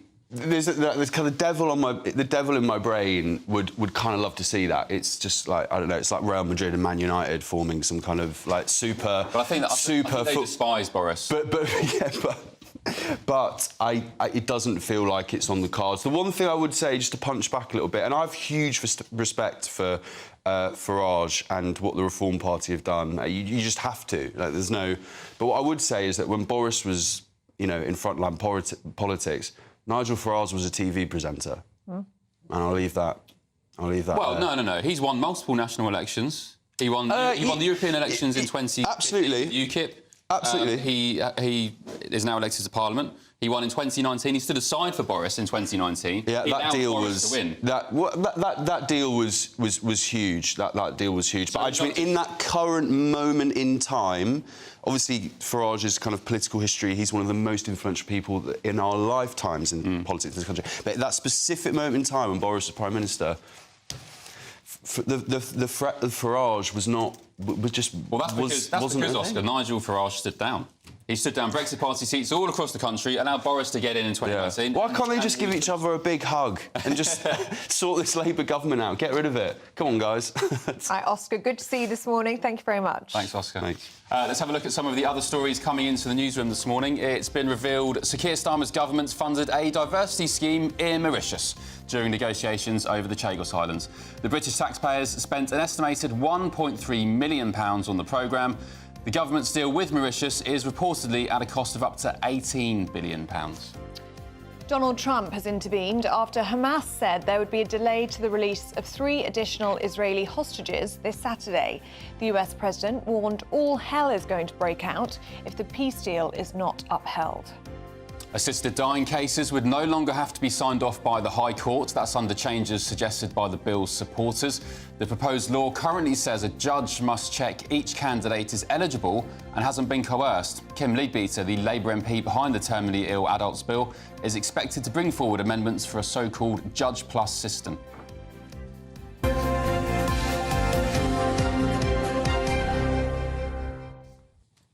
Now, do you fancy your chance to be one of 2 lucky winners in the current Great British Giveaway? Well, we've got 2 fabulous prize bundles to give away, which contain, Ben... £500 worth of shopping vouchers for your favourite store, the latest iPhone 16 and a massive £10,000 in tax-free cash. Here's all the details you need to win. We're doubling your chances to win in our latest Great British Giveaway with 2 fabulous prize bundles up for grabs. There's 2 lots of a totally tax-free £10,000 in cash. You'll also receive a brand new iPhone 16 along with £500 in shopping vouchers to spend at your favourite store. And the best news is 2 lucky winners are going to win. For another chance to win, text cash to 63232. 1 entry costs £2 plus 1 standard network rate message, or text bonus to 63232. 5 entries cost £5 plus 1 standard network rate message. Go to gbnews.com/win. Entries start from just £2. Call 0903 681 3232. Calls cost £2 plus your network access charge, or post your name and number to GB11 PO Box 8690 Derby DE1 9TT. UK only. Entrants must be 18 or over. Lines close at 6 p.m. on the 7th of March. Please check the closing time if listening or watching on demand. Good luck.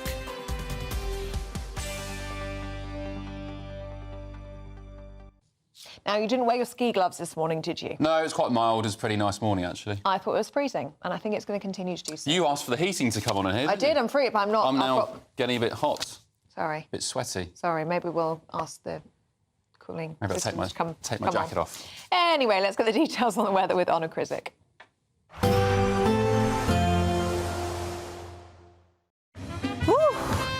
A chilly start will give way to a lovely, warm afternoon. Boxed heat pumps, sponsors of weather on GB News. Hello there, good morning. Welcome to your GB News weather update from the Met Office.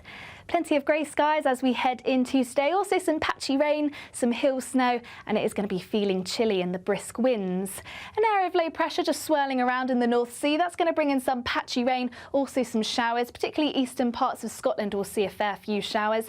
These likely falling as hill snow. Eastern parts of the Grampians, parts of the Pennines, for example, could see some snow. But elsewhere it should be largely dry. Perhaps some patchy drizzle at times across far western parts of Cornwall, with the best of the brightness just to the northwest of Scotland. Highs of around 6 to 7 Celsius, but it is going to be feeling particularly chilly around eastern coasts in the brisk breeze. Now, heading into tonight, where we see the clearest of skies, that's where temperatures are going to soon dip away. We could see some patchy frost, particularly western parts of Scotland, though staying largely cloudy and dry to the east, though can't rule out a few showers.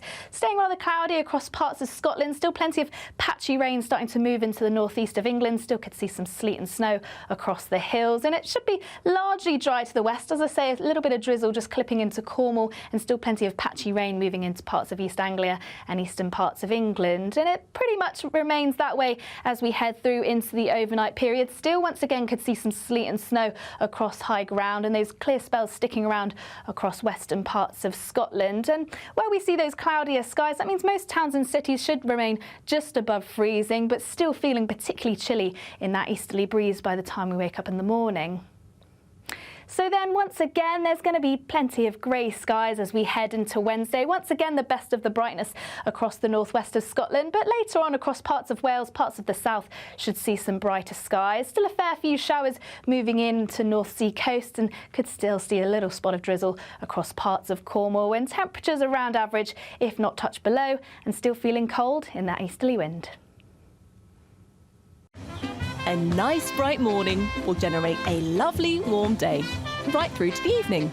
Boxed Solar, sponsors of weather on GB News. Now, today marks 50 years since Margaret Thatcher became leader of the Conservative Party. Wow, 50 years. Well, she went on to become the nation's first female leader, winning 3 general elections. Well, she's remembered for some of her more controversial policies, including the shutting down of the mines. But her legacy does live on. Has there been a political leader, do you think, of her calibre since her premiership? That's the big question today. We're joined by contemporary historian Sir Anthony Selden on this. Good morning, Sir Anthony. Thank you for joining us. Has there been anyone of her calibre since she left? No, there hasn't been. I say that there have only been 9 really great top-tier prime ministers in British history, and she was the last. They're all quite controversial, actually, in their different ways, but she was phenomenal. One factor about these great prime ministers is that prime ministers afterwards try to emulate them. They either try and be like them or very unlike them, but none can escape their shadow, and we're still living today in 2025 under the shadow of Margaret Thatcher. She set the agenda and she set the style about what a strong leader looks and feels like. Do you think that she'd be elected as Prime Minister today? And if so, what do you think her leadership would be like in the current climate? That's a very good question. I mean, one thing she is that neither the Labour leader, the Prime Minister, nor Kemi Badenoch, the Conservative leader, have, is that she was very decisive. She also, and people forget this, she took her time. Unlike some Prime Ministers, she didn't rush in and immediately unleash her agenda. She took time, she rolled the pitch, as they say, and she, bit by bit, changed the face of Britain. She tilted the country very decisively in the direction of growth and in the direction of a smaller state, throwing more weight behind the private sector, and she significantly boosted Britain's position in the world. She got right behind the American president, President Reagan, in a good way, in the Cold War, sometimes holding his hand, sometimes pushing him a bit. And Britain's standing, look, a measure of a great leader in any sphere is, have they left their institution in a better state than it was when they found it? For a Prime Minister, was the Union stronger? Probably. Country stronger in the world, much stronger. Economy stronger, definitely. And she did all those things. And not to be ignored, she was Britain's also first female Prime Minister. And she was also one of the longest serving at 11 and a half years. So, like her or hate her, she was a historical phenomenon. So it's right to be remembering her. And every female Prime Minister we've had since, I remember with Liz Truss talking about rushing out policies and agendas. I remember the day Liz Truss took office, the Daily Mail front page was basically saying, this is the new Iron Lady. I think they did the same with Theresa May as well. So that just pays testament to her legacy, trying to emulate that, that power and that legacy. Yeah. Can I ask you, Sir Anthony, if Maggie was around today, would she be a Conservative or a Reform member? Well, no. We'd have to talk to, have a séance. But I think she'd definitely be a Conservative, but she'd put the Conservative Party in the right place and behind the things that the Conservative Party holds dear, the country, a sense of patriotism, a sense of enormous pride, and a desire to get the country, every part of the country, working efficiently and well. No, I think she'd definitely be a Conservative. Okay. Sir Anthony Seldon, really good to see you this morning. Wish we had more time with you. Thank you very much. Thank you. GB News, we'd love to hear what you think, including on Margaret Thatcher. Let us know. Was she the greatest ever PM we've had? Who would she be a member of today, the Tories or Reform? Yeah. Let us know. gbnews.com. Yeah, and what do you think she'd make of Kemi Badenoch as well? Interesting. We're running our poll of the day today, like every other day. And today we're asking, should inheritance tax be scrapped for everybody? We'll bring you the live results throughout the day, so make sure to stay tuned for that. And the final results, as ever, will be announced later in Martin Daubney's show from 3. If you want to get involved, you can scan the QR code on your screens or go to gbnews.com/poll. Still to come, should the NHS fund trans operations? There's been about 1,000 of them in the past year. That's next. This is GB News Breakfast with Ben and Ellie. Hi, I'm Michelle Dewberry, and my show is your opportunity to cut through all the noise and dive in headfirst to some robust debates. Ideas clash. Situation, isn't it? Because the failure is... You're deliberately avoiding my point. Nothing's held back. And if you think this is the end of it, wait for more. And we do not shy away from the difficult stuff. Sometimes I want to shake people and say, if only you understood. So join me on Dubes & Co. weeknights at 6 p.m, only on GB News, Britain's news channel. Join me, Camilla Tominey, for a frank and honest discussion with those in power that cuts through the spin and gets to the heart of the issues shaping our nation. You haven't confirmed that you want to stand as leader, but you haven't ruled it out either. This report basically says that he's not fit to stand trial. Is he indecisive? Incompetent? I deliver the dose of reality Westminster needs. That's the Camilla Tominey Show at 9:30 every Sunday on GB News, the People's Channel, Britain's news channel. Hi, I'm Michelle Dewberry, and my show is your opportunity to cut through all the noise and dive in headfirst to some robust debates. Ideas clash. Situation, No, isn't it? Because the failure is... You're the failure is... deliberately avoiding my point. Nothing's held back. And if you think this is the end of it, wait for more. And we do not shy away from the difficult stuff. Sometimes I want to shake people and say, if only you understood. So join me on Jubes and Co weeknights at 6 p.m, only on GB News, Britain's news channel. It's Patrick Christie's Tonight, and here we do things differently. It's explaining the absolute madness of this, doesn't it? It's explosive. I mean, this is very good. It's lively. 850. Your government sat there, Sean, and it did nothing. It's controversial. And the Middle East has been in turmoil since before I was born. It's everything you need to kickstart your evening. Everyone's had their Weetabix tonight. I love to see it. That's Patrick Christie's Tonight, weeknights from 9 p.m. Only on GB News, the People's Channel, Britain's news channel. In the GB newsroom, we bring you the news as it happens. With our team of dedicated journalists across the UK, we're ready to keep you up to date with what's happening every half an hour, every single day. Bulletin's here on GB News, the People's Channel, Britain's news channel.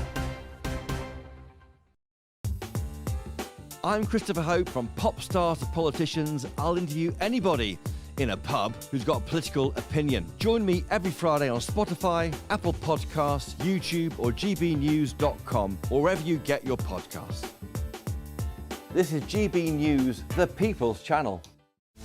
This is Britain's Newsroom, where your voice matters. It's just astonishing. With expert analysis and honest opinion, we don't just keep you informed. We bring you unique perspectives you won't see anywhere else. Can't argue with any of that. When the news happens, it happens here. On Britain's Newsroom, weekdays from 9:30 a.m. Only on GB News.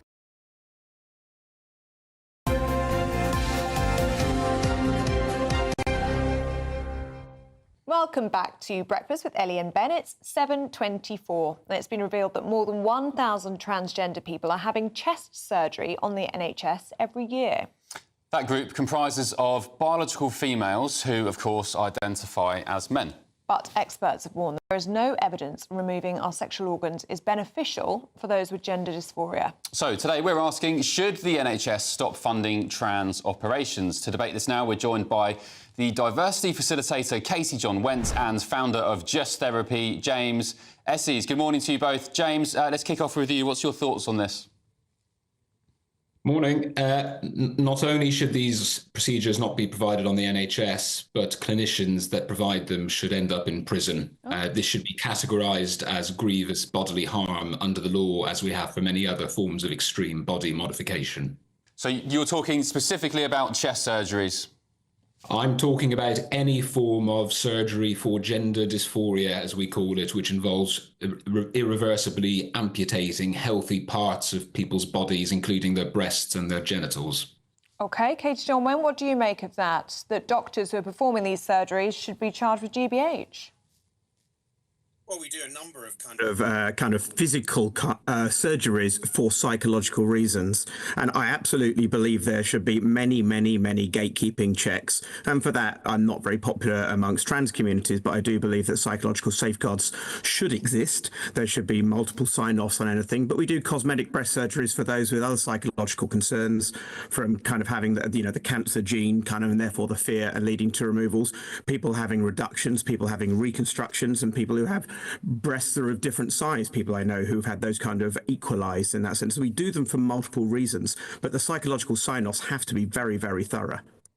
Yeah, Katie, can you give any other examples of physical surgeries for psychological reasons? I mean, you mentioned some there, but that's, of course, after, say, having breast removed after breast cancer and so on. Can you give any other examples? Because I can't think of any.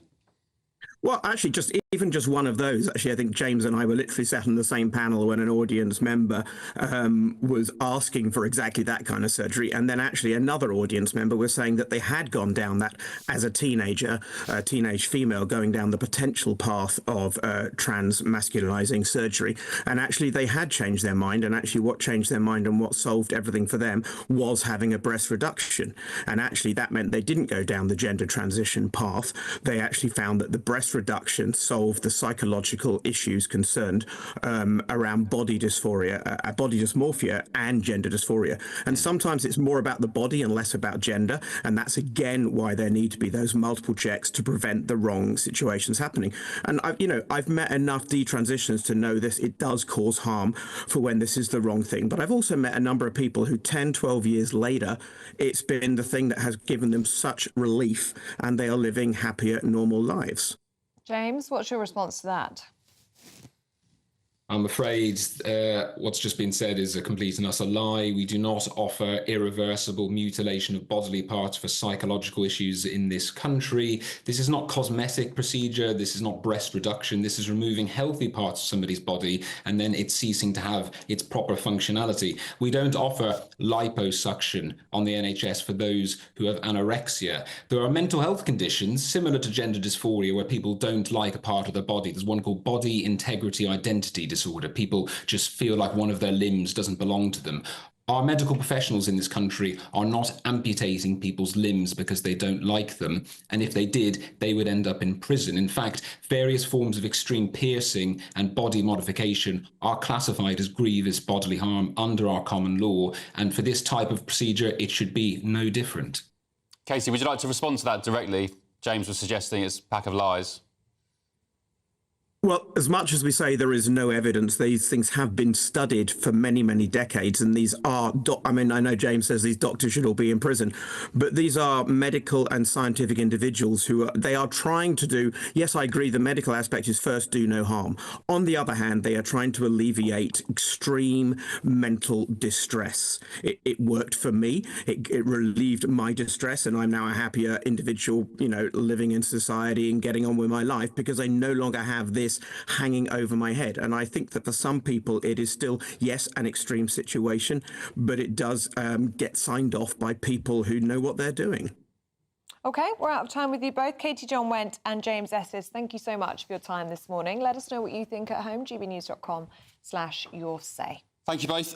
Interesting. A viewer who I conversed with on social media, she's having surgery today. I'm not going to name her, of course, but she's a loyal viewer. I hope it goes well. But she said to me yesterday, funnily enough, I'm having to have endometriosis that spread to my bowel removed. It's spread because they wouldn't give me a hysterectomy, despite me begging for one, so I don't have to live in pain. She said, meanwhile, I see trans men are now being offered fertility treatment on the NHS. So that says it all for me. Yeah, keep those views coming in, gbnews.com/yoursay. Do stay with us. Coming up, Paul is here with all your sports. This is GB News Breakfast with Ben and Ellie. The latest GB News travel.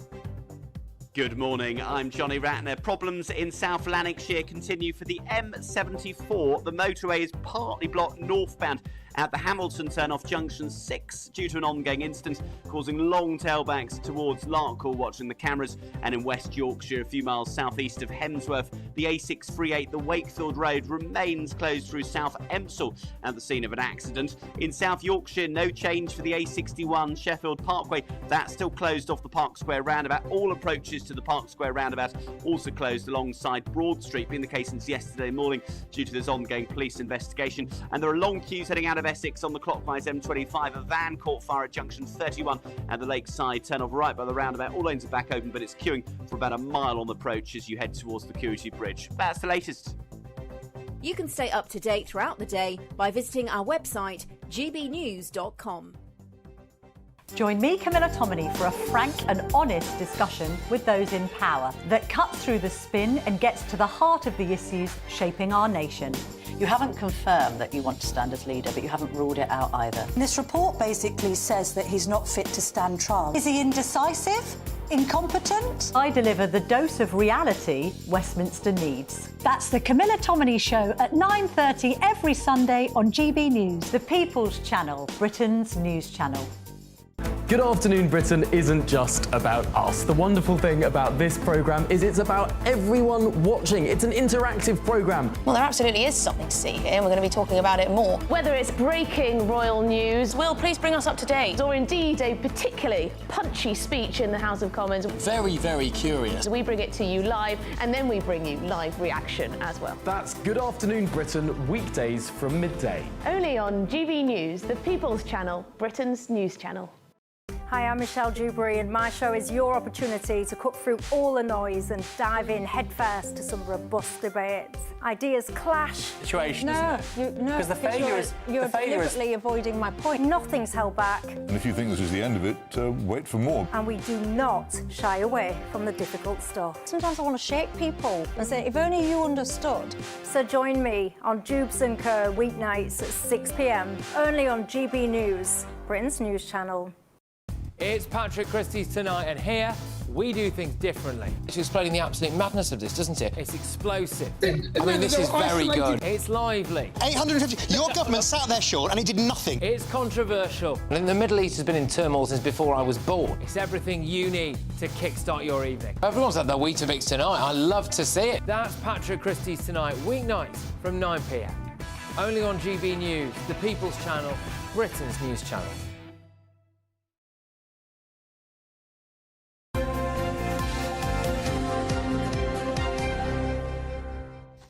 Welcome back. Coisey's here to let us know who will... Plymouth Argyle, are we talking about that? Yes, Plymouth Argyle. I did look into a bit more about Argyle. Oh, yeah. And it is a Scottish link. Yes. With Plymouth.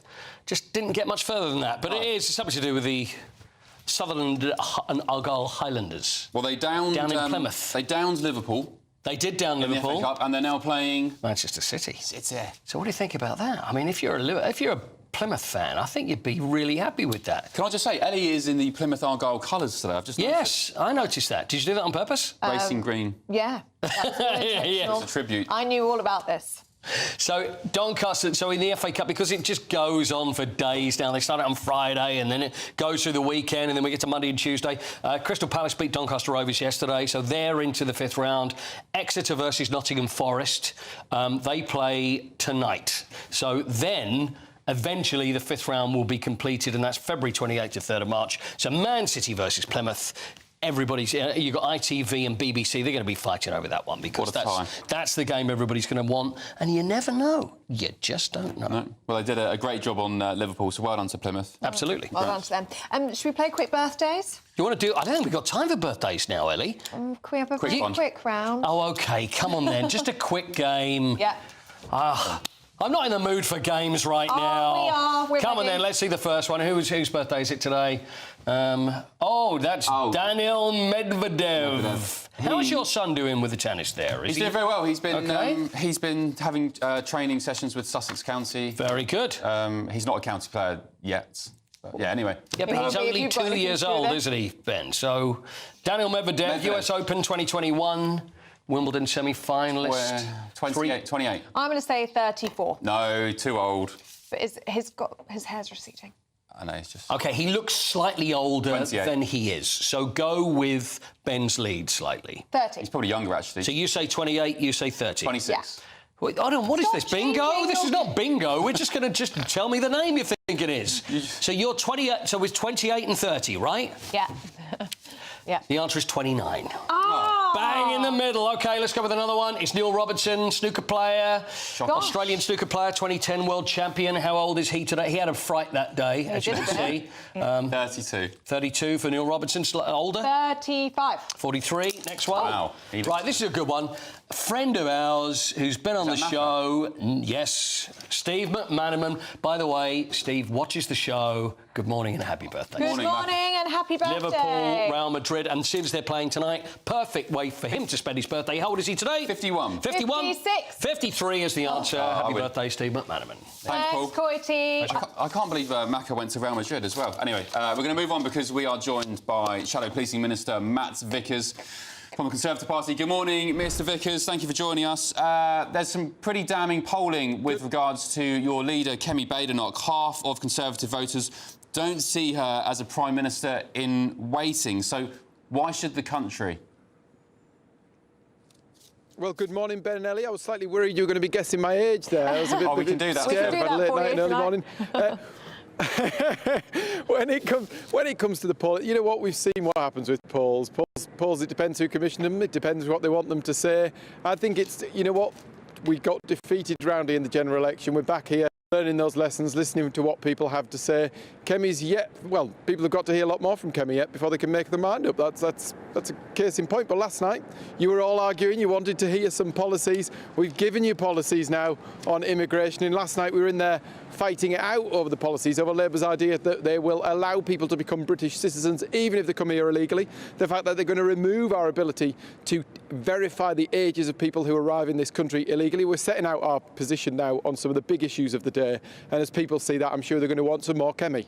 Yeah, really interesting, isn't it? Because Kemi Badenoch initially said she was going to take 18 months to 2 years to really think about policy before she puts anything out there. But we have, as you just say, that first official policy from her on immigration. Is that because she is threatened, she is worried about Reform UK?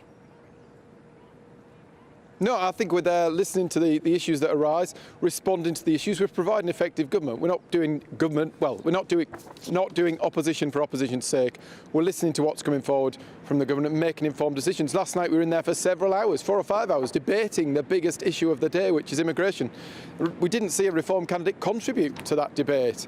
We've got a position on immigration. It's very clear for the British public, the choice between what the Labour Party stand for and what we stand for, and it's going to be even more clear by the time of the next election. You say you've got a position, but regardless of that, isn't your problem trust? Nobody trusts you or your party anymore, so what's your strategy to overcome that? Well, you could probably say the line for me. We are under new leadership. We've selected a new leader. We're looking at what the message that the British people sent us in that general election, and we're creating an offering. We've got to give people something they want to vote for, something, we've got to make sure that they know we understand their concerns. Last night we were doing that on immigration, which is a huge issue, setting our stall out, making our position clear. Can I just say that, Matt? It's there for people to look at, inspect. And Sorry to interject. You've had many leaders over the years who have betrayed your voters on immigration, from David Cameron to Boris Johnson, Rishi Sunak. Liz Truss didn't really have a chance, but you've had many leaders. So saying, "Oh, we've got a new leader now," that for voters, I guess, doesn't really rub. Many parties have had many leaders, but I think actually you're right. Do you know what? Kemi's conceded that previous governments have let the side down. We've allowed too many people to come into this country.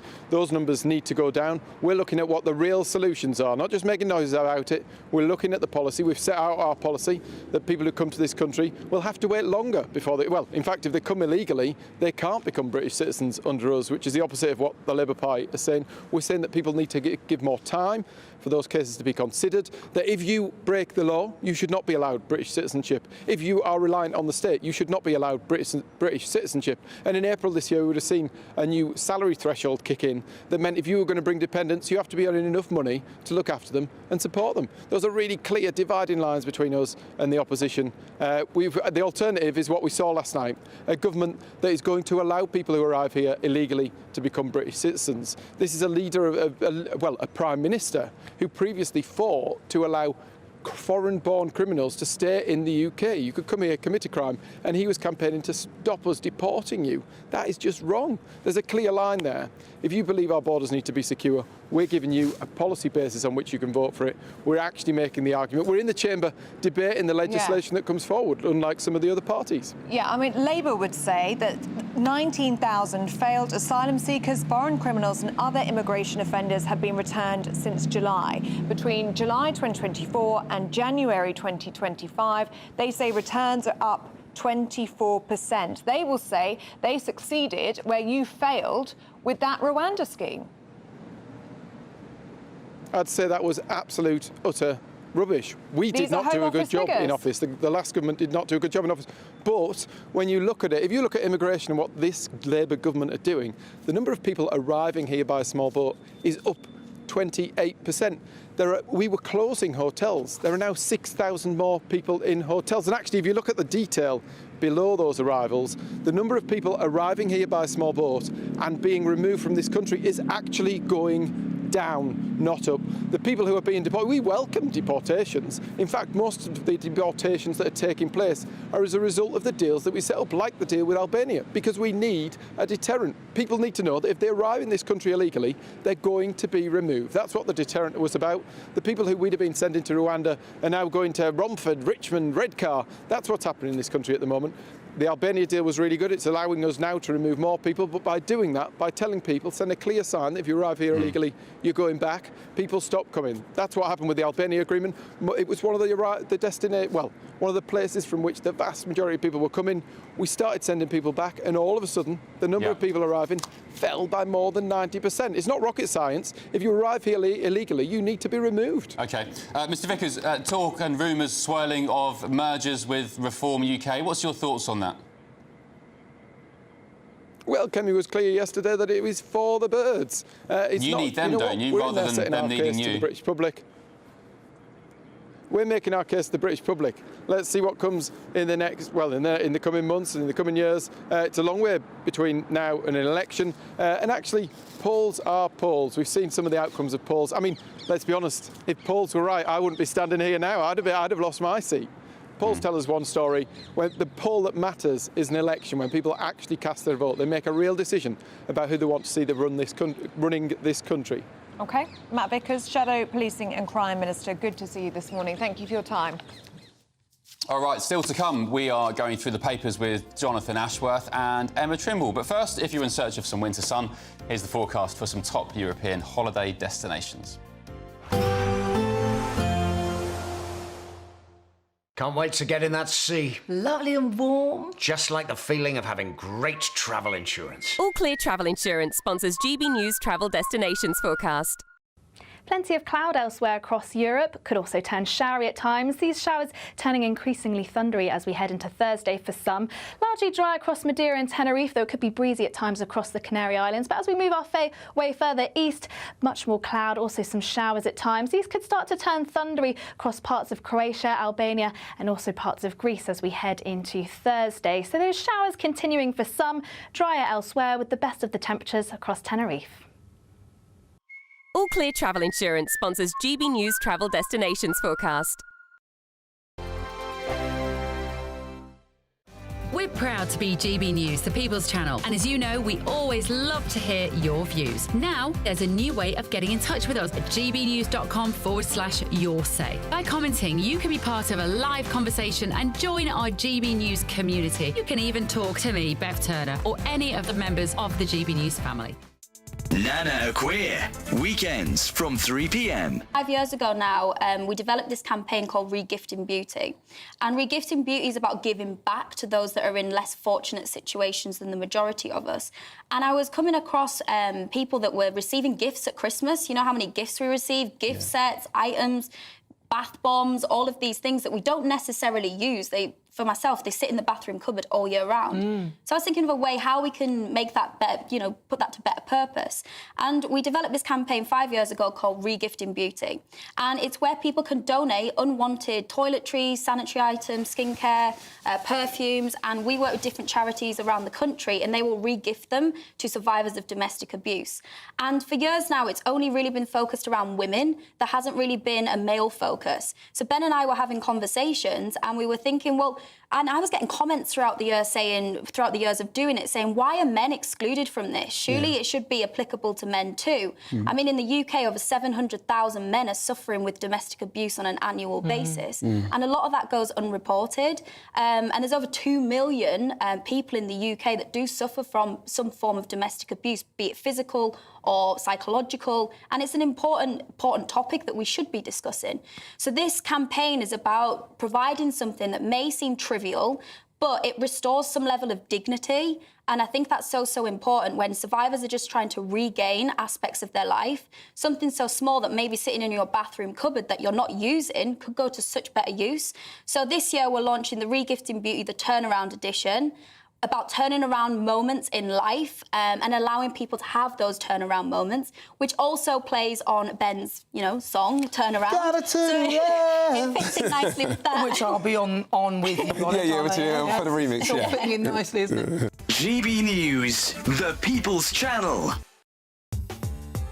I'm Christopher Hope. From pop stars to politicians, I'll interview anybody in a pub who's got a political opinion. Join me every Friday on Spotify, Apple Podcasts, YouTube or gbnews.com, or wherever you get your podcasts. This is GB News, the People's Channel. In the GB Newsroom, we bring you the news as it happens. With our team of dedicated journalists across the UK. We're ready to keep you up to date with what's happening every half an hour, every single day. Bulletin's here on GB News. The People's Channel. Britain's news channel.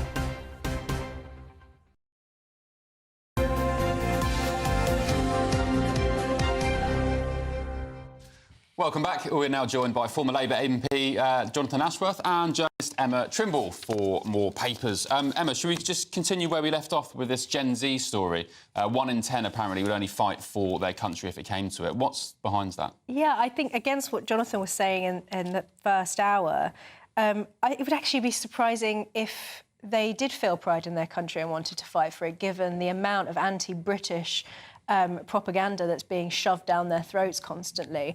The fact that they're even at school, but also in the media, and Jonathan mentioned TikTok, but across the board, they are just constantly saturated with our history is bad, our traditions are bad, our country is evil. Why would you then feel proud and want to fight for your country? One of the other stats mentioned in this story is that 50% of them think that Britain is stuck in the past, 50% of them think that Britain is racist.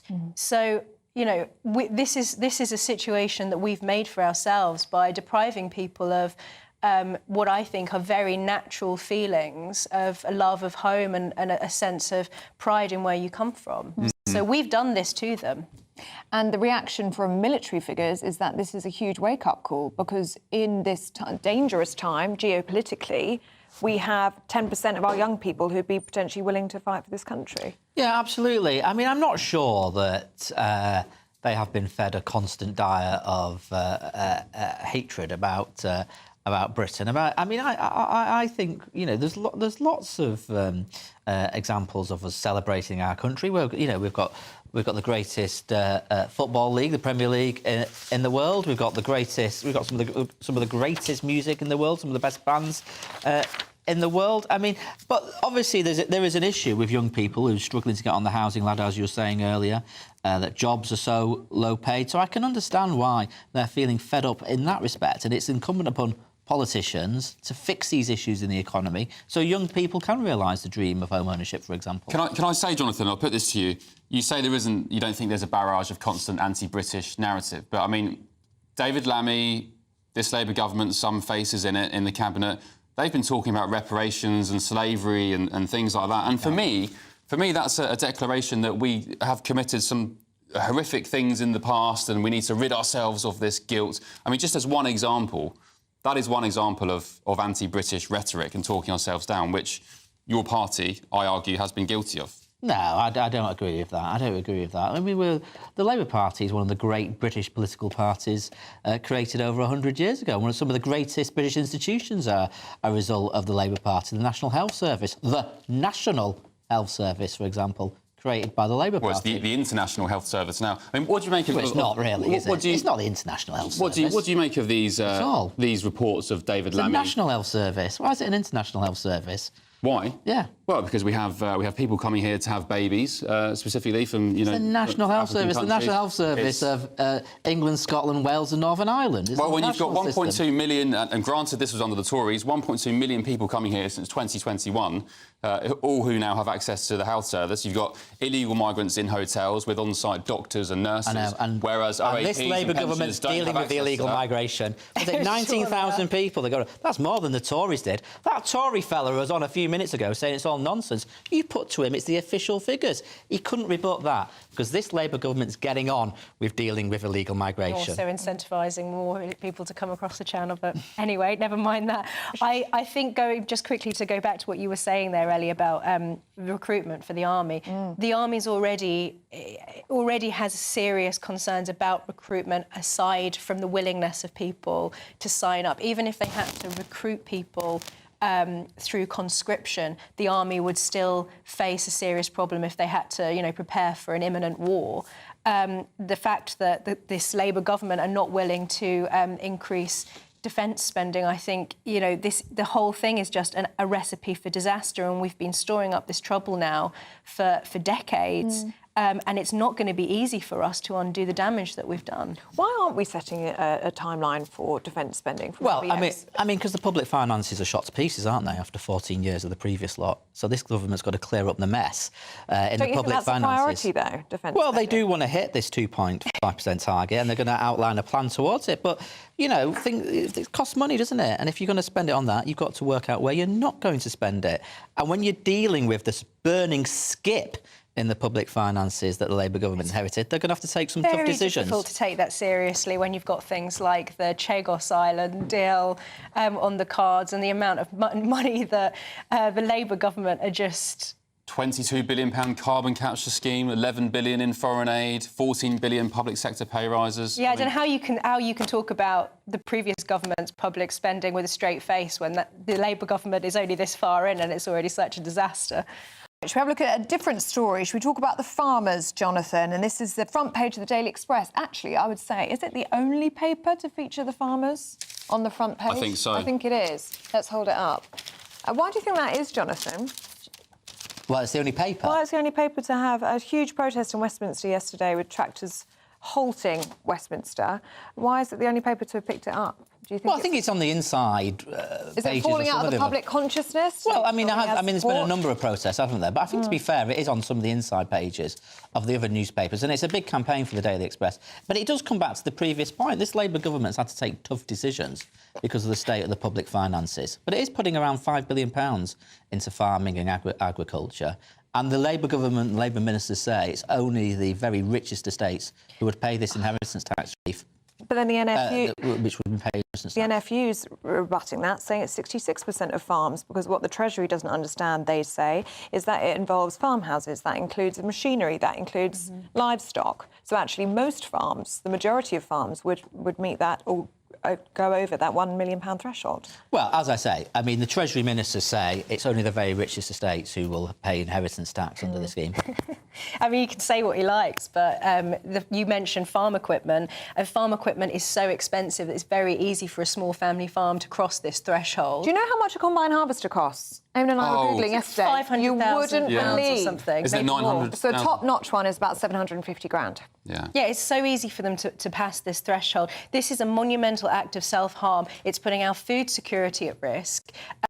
Not listening to farmers. They're not listening to the people who know, and it's the same with their net zero policies. They are not listening to those who know best how to run the land. And I think that, you know, this is not just about economics. This is about a serious intergenerational injustice. We'll continue this in the next hour. Jonathan, Emma, thank you. Time for a quick weather update with Honor.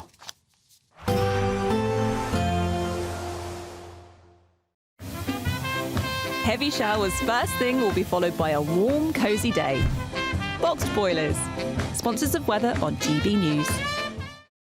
Hello there, good morning. Welcome to your GB News weather update from the Met Office. Plenty of grey skies as we head into today. Also some patchy rain, some hill snow, and it is going to be feeling chilly in the brisk winds. An area of low pressure just swirling around in the North Sea. That's going to bring in some patchy rain, also some showers. Particularly eastern parts of Scotland will see a fair few showers. These likely falling as hill snow. Eastern parts of the Grampians, parts of the Pennines, for example, could see some snow. But elsewhere it should be largely dry. Perhaps some patchy drizzle at times across far western parts of Cornwall, with the best of the brightness just to the northwest of Scotland. Highs of around 6 to 7 Celsius, but it is going to be feeling particularly chilly around eastern coasts in the brisk breeze. Now, heading into tonight, where we see the clearest of skies, that's where temperatures are going to soon dip away. We could see some patchy frost, particularly western parts of Scotland, though staying largely cloudy and dry to the east, though can't rule out a few showers. Staying rather cloudy across parts of Scotland, still plenty of patchy rain starting to move into the northeast of England. Still could see some sleet and snow across the hills, and it should be largely dry to the west. As I say, a little bit of drizzle just clipping into Cornwall, and still plenty of patchy rain moving into parts of East Anglia and eastern parts of England. And it pretty much remains that way as we head through into the overnight period. Still, once again, could see some sleet and snow across high ground, and those clear spells sticking around across western parts of Scotland. And where we see those cloudier skies, that means most towns and cities should remain just above freezing, but still feeling particularly chilly in that easterly breeze by the time we wake up in the morning. So then once again, there's going to be plenty of grey skies as we head into Wednesday. Once again, the best of the brightness across the northwest of Scotland, but later on across parts of Wales, parts of the south should see some brighter skies. Still a fair few showers moving in to North Sea coast, and could still see a little spot of drizzle across parts of Cornwall, and temperatures around average, if not touch below, and still feeling cold in that easterly wind. Expect a warm front, moving from the kitchen right through to the rest of the house. Boxed Boilers, sponsors of weather on GB News. The latest GB News travel. Good morning, I'm Johnny Ratner. Long delays in Greater Manchester do continue on the M60 anti-clockwise. The motorway is partly blocked from junctions 17 to 16 from the Prestwich Pendlebury stretch, and that's at the scene of an accident. And in South Yorkshire, no change for the A61. Sheffield Parkway stays closed through Sheffield City Centre for a police investigation. All approaches to the Park Square roundabout also closed alongside Broad Street, being the case since yesterday morning. Trams are also not running through the area. In Warwickshire, the M40 is partly blocked southbound from junctions 13 to 12 between Bishop's Tatchbrook and Gaydon at the scene of an accident. And in Essex, the A120 is blocked westbound between the Haregreen interchange and the Crown interchange towards Colchester due to an investigation. And in Hampshire, the A35 at Lyndhurst remains closed following an accident. And that's the latest. You can stay up to date throughout the day by visiting our website, gbnews.com. Don't miss your chance to be one of 2 big winners in our latest Great British giveaway, as we have 2 prize bundles that have to be won. First, you'll win a totally tax-free £10,000 in cash to spend however you like. You'll also receive the very latest iPhone 16, and we'll send you on a shopping spree with £500 to spend in your favourite store. For another chance to win, text cash to 63232. One entry costs £2 plus 1 standard network rate message, or text bonus to 63232. 5 entries cost £5 plus 1 standard network rate message. Go to gbnews.com/win. Entries start from just £2. Call 0903 681 3232. Calls cost £2 plus your network access charge, or post your name and number to GB11 PO Box 8690 Derby DE1 9TT. UK only. Entrants must be 18 or over. Lines close at 6 p.m. on the 7th of March. Please check the closing time if listening or watching on demand. Good luck. This is Britain's Newsroom, where your voice matters. It's just astonishing. With expert analysis and honest opinion, we don't just keep you informed. We bring you unique perspectives you won't see anywhere else. Can't argue with any of that. When the news happens, it happens here. On Britain's Newsroom, weekdays from 9:30 a.m. Only on GB News. If you want your news to be straight talking... This is a nightmare for the Conservatives again. Down to earth. It's not just Nottingham where this is happening, is it? And most importantly, honest. Hard-working, middle-class taxpayers, they'll get their book thrown at them. Then catch me, Martin Daubney, Monday to Friday, 3 till 6 p.m. on GB News, Britain's news channel. Headliners on GB News 11 p.m. every night. It's got 3 top comedians going through the next day's newspapers so you don't have to read them, which is great. That's a good point. He's lying. I mean, maybe he's not lying. That's Headliners every night from 11 p.m. and 5 a.m. as well on GB News, Britain's news channel.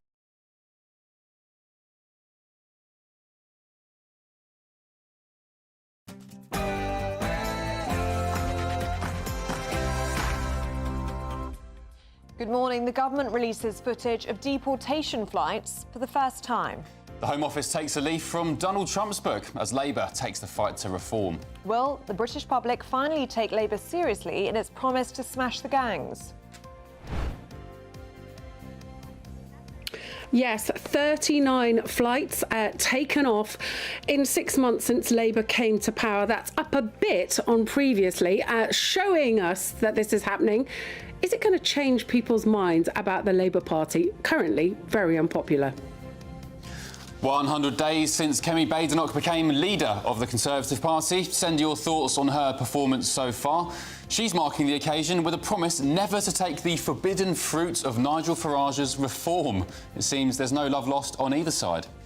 After the betrayal post the 2019 election, we do not believe them to be honourable. Simple as that. So the answer is no. No, not me. Nigel Farage has said that he wants to destroy the Conservative Party. The ladies not for turning.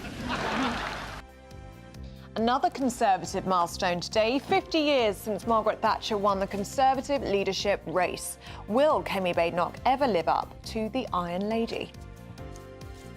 King Charles faces backlash. The monarch was forced to deny a union with Labour after a very chummy outing with the Prime Minister and the Deputy PM as well.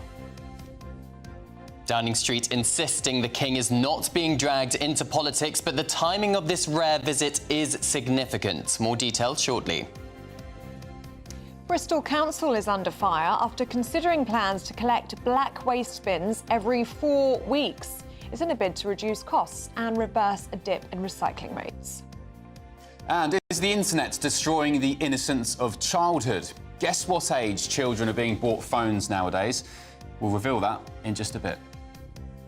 And in the sport today, the draw for the 5th round of the FA Cup's been made after Plymouth's giant killing of Liverpool. They've got to do it all over again. They've been drawn against Manchester City away. Talking of Man City, they renew their rivalry with Real Madrid tonight. It's in the first leg of the Champions League playoff. And here's a question. Who is the most injured team in the Premier League? It's not Spurs, Ange. There's a Scandinavian high in charge of our weather this week. What does that mean for you? Well, I'll have the full details later on.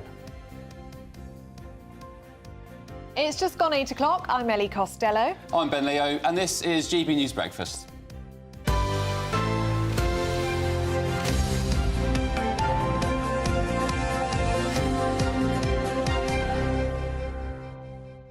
Loads of you getting in touch this morning. Thank you so much. On farmers, Tony's been in touch, saying the farmers need to go full train driver and make it affect the public. I could do with losing a bit of weight, so I'd be right behind the farmers, walking to work, unlike the greedy, overpaid train drivers. The problem is the government side with the train drivers, and I don't think they particularly care about farmers because they reckon they're Tory voters. On immigration videos, is it Annie? You said given more... Anya. Anya? Yeah, it's Irish name. A-I-N-E? Anya.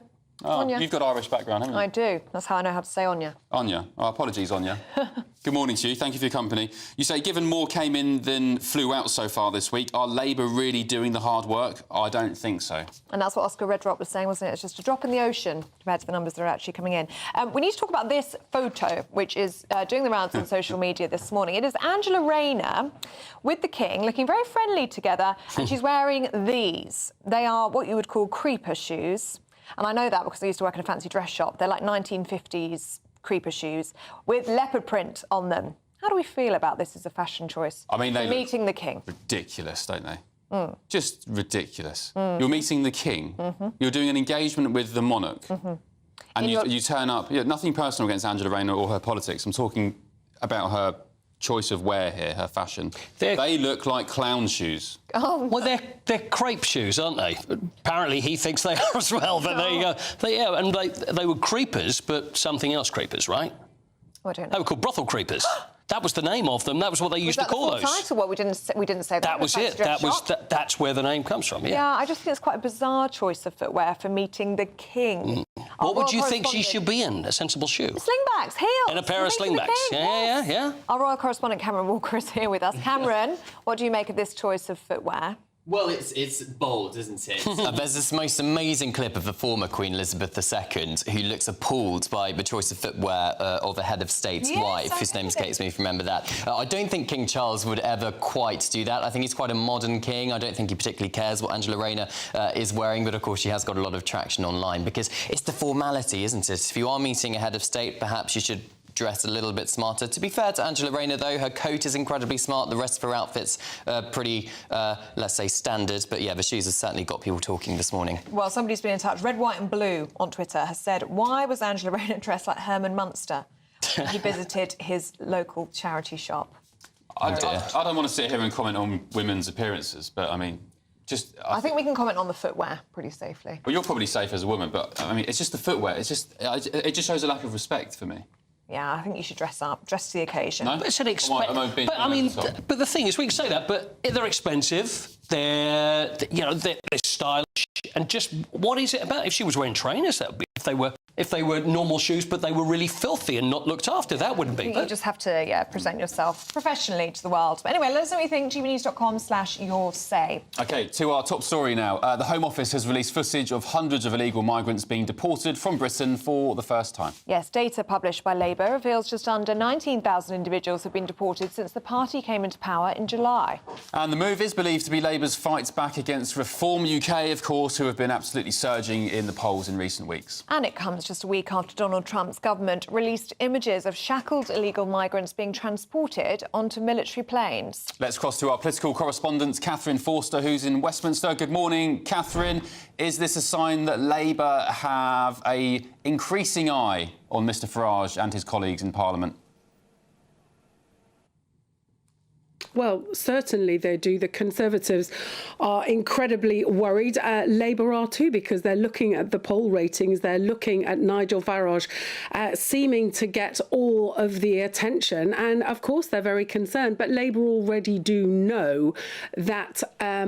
Labour already do know that it's a huge problem, immigration, that people are incredibly angry. It's partly why the last Conservative government were removed in such spectacular fashion last summer. So they've given video footage channeling Donald Trump, of course, who did that a couple of weeks ago, of people being put onto flights. 39 flights, we're told, in the 6 months since Labour came to power. 19,000 people removed. That is up on the same period in the last year, but only 4 flights more, so a little bit better. I think worth saying, though, that 3/4 of those people have chosen to go voluntarily. Only 1 in 10 needed some sort of force to get them on those flights. And, of course, the vast majority of those people put on those flights are people that came to the country legally and then overstayed their visas. Very few of those are people that actually came on small boats. And in terms of the numbers of those, we've had 25,000 coming on small boats since July. So you can see that people are coming in on small boats quicker than people are being deported. And there'll be far more people coming in legally, staying on their visas. So all in all, the number's still going in the wrong direction, though the government, of course, will trumpet this as a sign that progress is being made. OK, Catherine Forster there for us in Westminster. Thank you very much. Let's have a look at some of the other stories coming into the newsroom this morning. It's been revealed Sir Keir Starmer's government funded a diversity scheme in Mauritius during negotiations on the Chagos Islands. The British taxpayers have spent an estimated £1.3 million on the aid programme. And the government's deal, of course, with Mauritius is reportedly costing us £18 billion. Donald Trump has intervened after Hamas said there would be a delay to the release of 3 additional Israeli hostages this Saturday. The US president warned all hell is going to break out if the peace deal is not upheld. Assisted dying cases would no longer have to be signed off by a High Court judge after changes suggested by the bill's supporters. The proposed law currently says a judge must check each candidate is eligible and has not been coerced, but Kim Leadbeater, the Labour MP behind the Terminally Ill Adults Bill, is expected to bring forward amendments for a so-called Judge Plus system.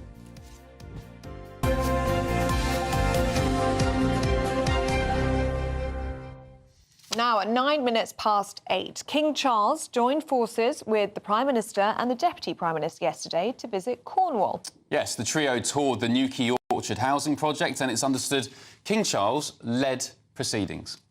Meanwhile, Prince Andrew has been accused of threatening national security following reports he is aiding an ex-ambassador to Russia on an £8 billion Middle East business venture.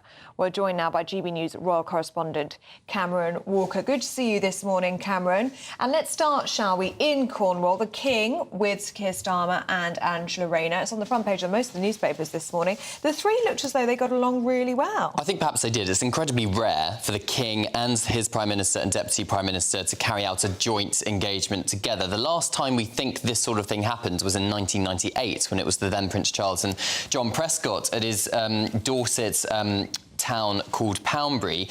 Nansleeden, inspired by the King, it's all about this kind of utopian-style suburb where there's housing and wraparound support services, schools, green spaces and community hubs. Now, I understand that the King and the Prime Minister in private meetings over the last few months have been discussing housing relentlessly. And the King offered to show Keir Starmer around his place built on duchy land, Nansleeden, and Starmer agreed and brought Angela Rayner along because she is also the Housing Secretary. So that's how this visit came about. Now, the timing is significant because we understand that on Thursday, the Prime Minister is going to be announcing this major housing initiative. We don't have details of exactly what that is, but of course, this is all open, left King Charles open to, you know, accusations of perhaps, oh, is he getting a little bit too close to politics? The answer to that question is no. He is remaining politically neutral. Downing Street has had to insist that, of course, the King is not being dragged into politics. For the King, it's more about the humanitarian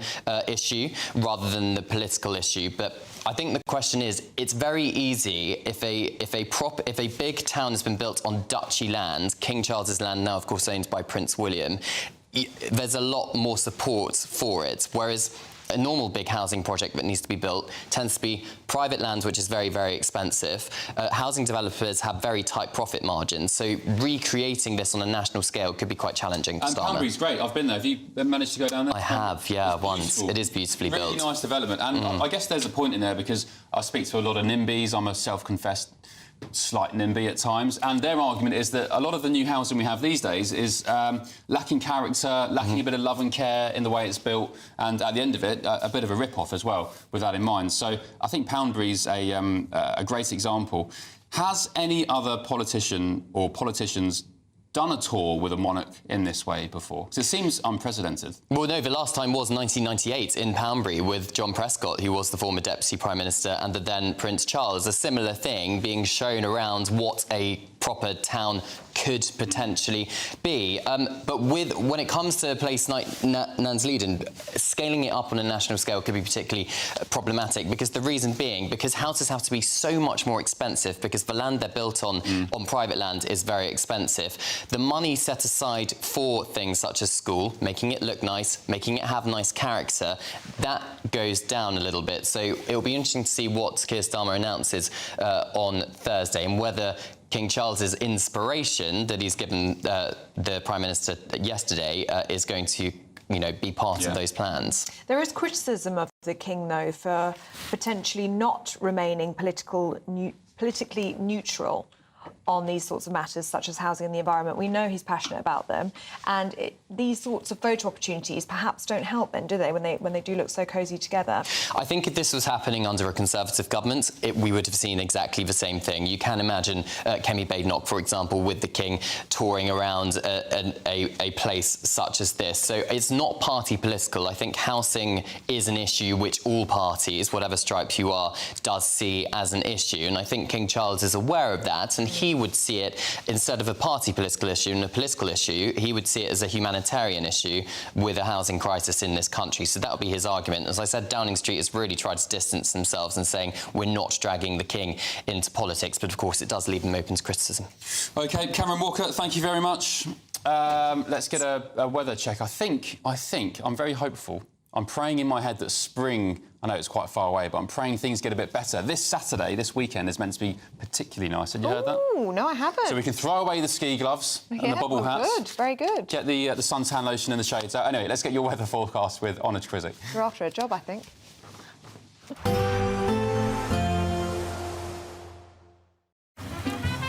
Despite the morning rain, it'll be a nice, warm, cosy day ahead. Boxed heat pumps, sponsors of weather on GB News. Hello there, good morning. Welcome to your GB News weather update from the Met Office. Plenty of grey skies as we head into today. Also some patchy rain, some hill snow, and it is going to be feeling chilly in the brisk winds. An area of low pressure just swirling around in the North Sea. That's going to bring in some patchy rain, also some showers. Particularly eastern parts of Scotland will see a fair few showers. These likely falling as hill snow. Eastern parts of the Grampians, parts of the Pennines, for example, could see some snow. But elsewhere it should be largely dry. Perhaps some patchy drizzle at times across far western parts of Cornwall, with the best of the brightness just to the northwest of Scotland. Highs of around 6 to 7 Celsius, but it is going to be feeling particularly chilly around eastern coasts in the brisk breeze. Now, heading into tonight, where we see the clearest of skies, that's where temperatures are going to soon dip away. We could see some patchy frost, particularly western parts of Scotland, though staying largely cloudy and dry to the east, though can't rule out a few showers.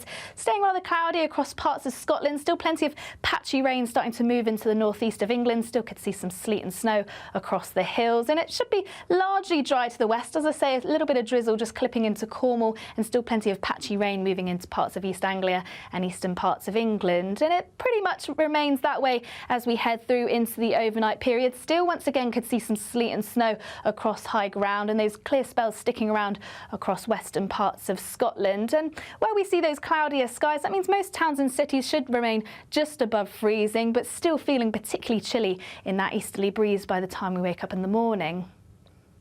So then, once again, there's going to be plenty of grey skies as we head into Wednesday. Once again, the best of the brightness across the northwest of Scotland, but later on across parts of Wales, parts of the south should see some brighter skies. Still a fair few showers moving in to North Sea coast, and could still see a little spot of drizzle across parts of Cornwall, and temperatures around average, if not touch below, and still feeling cold in that easterly wind.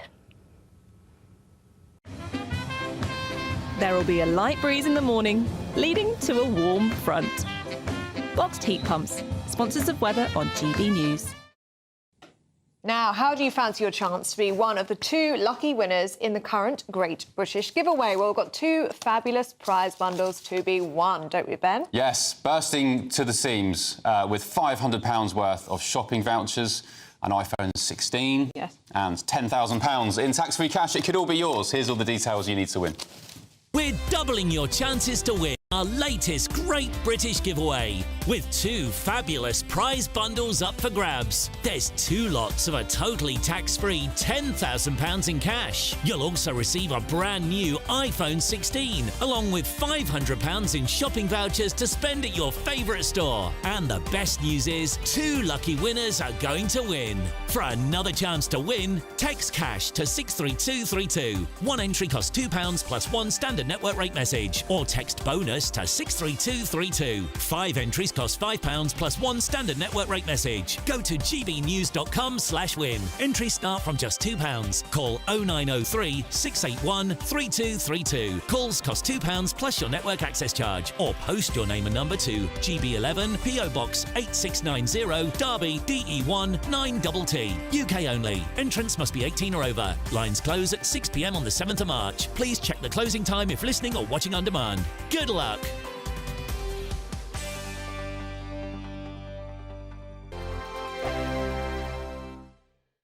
This is GB News, Britain's news channel. Lately, it's getting much better. The people getting more educated in terms of overall well-being of the skin health rather than temporary aesthetic treatments.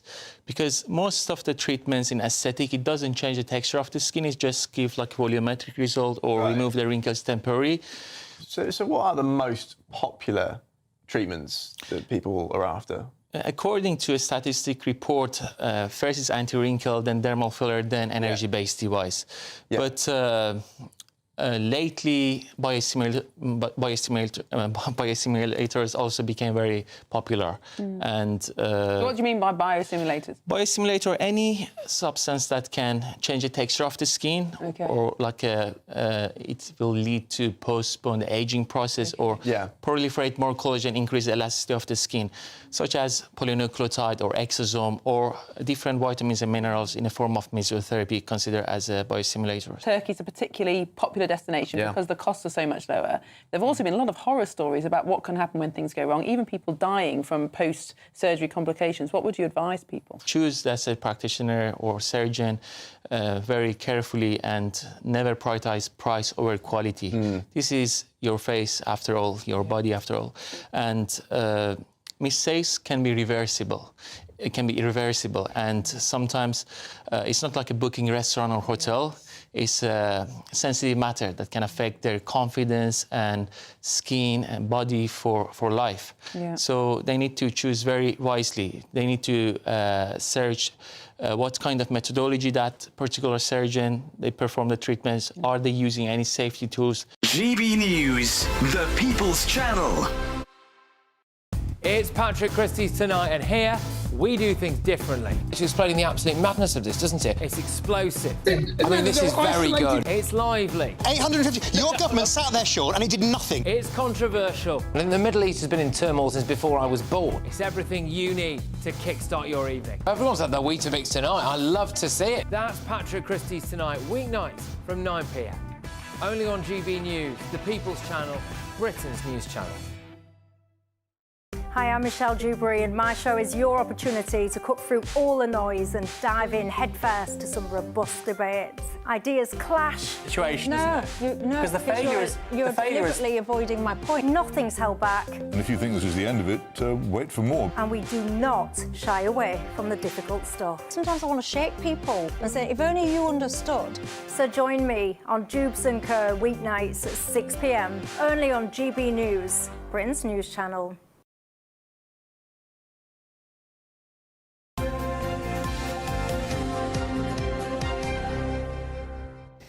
Welcome back. 8:21, Ben and Ellie with you on GB News Breakfast. A cracking debate coming up now because today is Safer Internet Day, and a new survey has revealed that nearly half of children have accessed the internet or apps without their parents' knowledge, and almost a third have seen content they think they were too young to see. Quite alarming, isn't it? So this morning, we're asking, has the internet killed the innocence of childhood? Let's speak now to spokesperson of Fighting for a Smartphone-Free Existence. This is Jennifer Powers. Good to see you this morning, Jennifer. Morning. So what do you make of this? I think there was a report in one of the papers this morning, which was quite scary, saying that the average age now for a child to receive their first phone is 9 years old. That could absolutely be correct. We know from Ofcom statistics that a quarter of 5 to 7-year-olds in this country have their own smartphone, which is a really shocking statistic. 5 to 7-year-olds have a smartphone?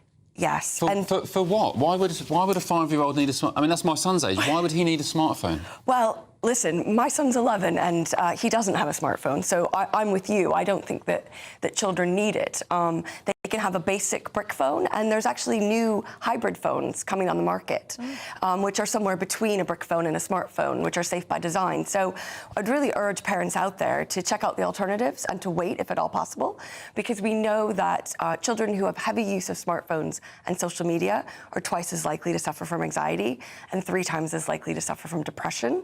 So it is really quite serious, and it's affecting, as the survey concludes, it's really affecting the essence of childhood.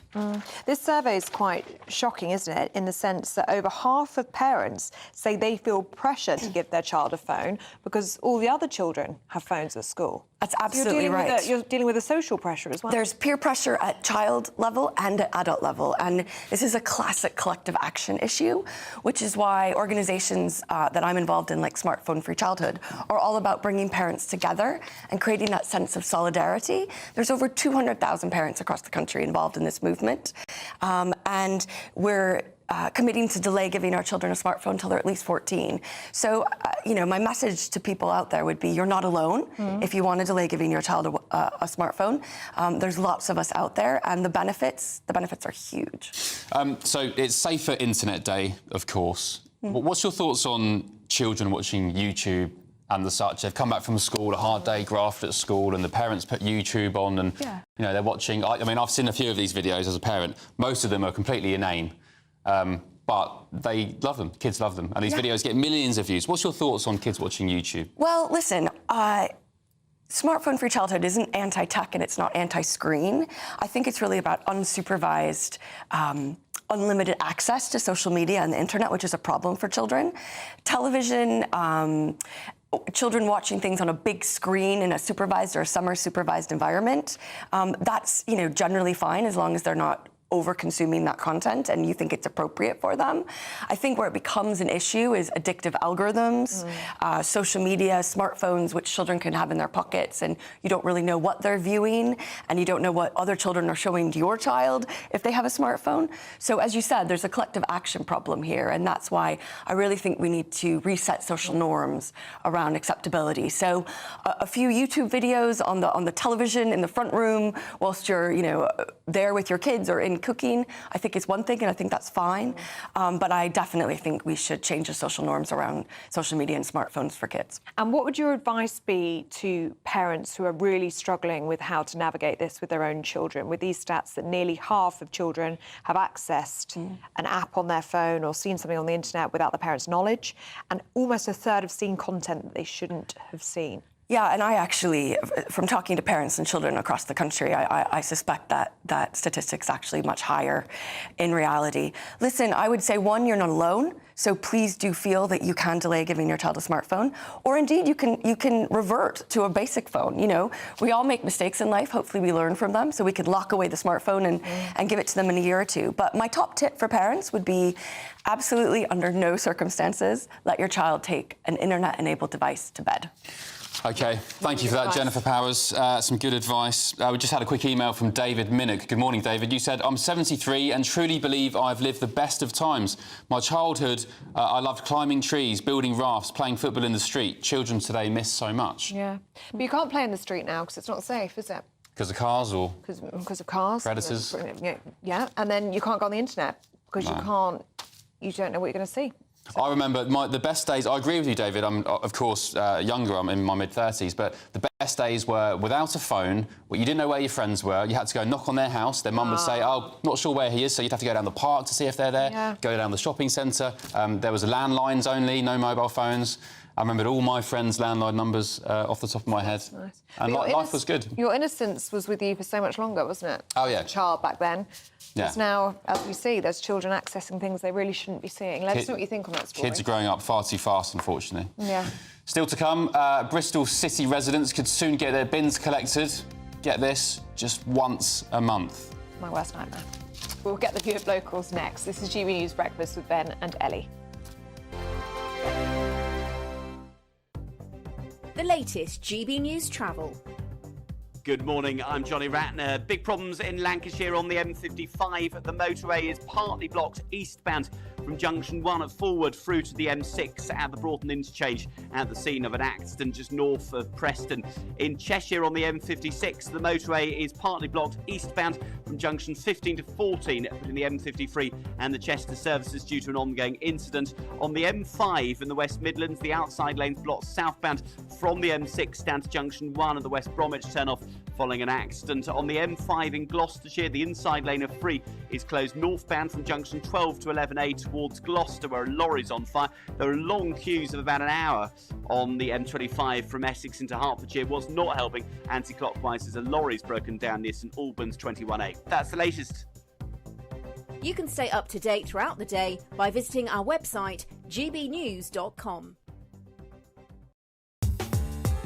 I'm Christopher Hope. From pop stars to politicians, I'll interview anybody in a pub who's got a political opinion. Join me every Friday on Spotify, Apple Podcasts, YouTube or gbnews.com, or wherever you get your podcasts. This is GB News, the People's Channel. In the GB Newsroom, we bring you the news as it happens. With our team of dedicated journalists across the UK, we're ready to keep you up to date with what's happening every half an hour, every single day. Bulletins here on GB News, the People's Channel, Britain's news channel. We're proud to be GB News, the People's Channel. And as you know, we always love to hear your views. Now, there's a new way of getting in touch with us at gbnews.com/yoursay. By commenting, you can be part of a live conversation and join our GB News community. You can even talk to me, Bev Turner, or any of the members of the GB News family. Good Afternoon Britain isn't just about us. The wonderful thing about this programme is it's about everyone watching. It's an interactive programme. Well, there absolutely is something to see here, and we're going to be talking about it more. Whether it's breaking royal news, Will, please bring us up to date. or indeed a particularly punchy speech in the House of Commons. Very, very curious. We bring it to you live, and then we bring you live reaction as well. That's Good Afternoon Britain, weekdays from midday. Only on GB News, the People's Channel, Britain's news channel. Join me, Camilla Tominey, for a frank and honest discussion with those in power that cuts through the spin and gets to the heart of the issues shaping our nation. You haven't confirmed that you want to stand as leader, but you haven't ruled it out either. This report basically says that he's not fit to stand trial. Is he indecisive? Incompetent? I deliver the dose of reality Westminster needs. That's the Camilla Tominey Show at 9:30 every Sunday on GB News, the People's Channel, Britain's news channel.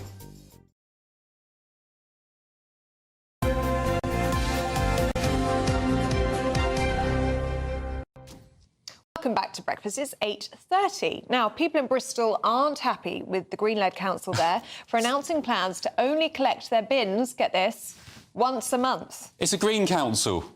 Well, that's why, because they're saying... That's ridiculous. Well, that's why they're saying people should be throwing away less. It's like Brighton and Hove City Council years ago. They had the first Green administration in the UK. They had the worst recycling rates in Europe. Anyway, in Bristol, yes, once a month. What a joke. Bins are picked up every 2 weeks, apparently. Is that the recycling? Yeah, at the moment, they're collected every 2 weeks. They're talking about moving it to once a month. Councillors are arguing that the move would reduce waste and save a couple of £1 million in the process. All right, well, to tell us more, we're joined by GB News West Midlands reporter Jack Carson, who is bearing the filth of Bristol streets. No, just joking. So, Jack, currently it's once a fortnight, which is similar for a lot of places in the UK, including down south, but once a month, surely not. Well, this is part of the consultation that Bristol City Council say they are undergoing. They are asking residents in a survey how they feel about moving black bin collections to once every 3 weeks and once every 4 weeks, which, as you mentioned, has really caught the headlines over the past few days. A lot of residents unhappy at that idea. People we've spoken to in the area when we were here last week saying that once every 2 weeks just about works for them, but Bristol City Council say it's to try and enable the city to meet their national recycling targets, help deliver real benefits as well. They say this is up there. The Green Party say they're asking people their views as part of this wider consultation. But we're in Bristol today finding out what residents, councillors, businesses all think about this. Like many cities across the UK, Bristol, as you can see, suffers from fly tipping as well. This rubbish just left here by this wall just off one of the main roads here. And we're joined this morning as well by the leader of Bristol Labour, Councillor Tom Renard. Thank you so much for joining us this morning. And you actually started a petition which I now believe has got over 9,000 signatures against this move to possibly move bin collections to once every 4 weeks. What do you feel so strongly about this? So it's a huge issue of concern for us. Once every 4 weeks, not something that would feel manageable for black bin collection. There's been a lot of talk about needing to drive up recycling rates. It's absolutely right. We do try and find other ways to recycle. Could explore doing things around nappy recycling. I've got a 3-year-old and another one due in a couple of weeks. So, you know, nappies and how quickly they can fill up a black bin is something that's hugely important. We have to consider bigger families as well and what their needs might be. I think there's also an element of concern around predetermination. There are proposed budget cuts to non-recyclable waste in the budget that has been put forward by the Green Party. So that suggests they may well already have made their mind up about what they intend to do.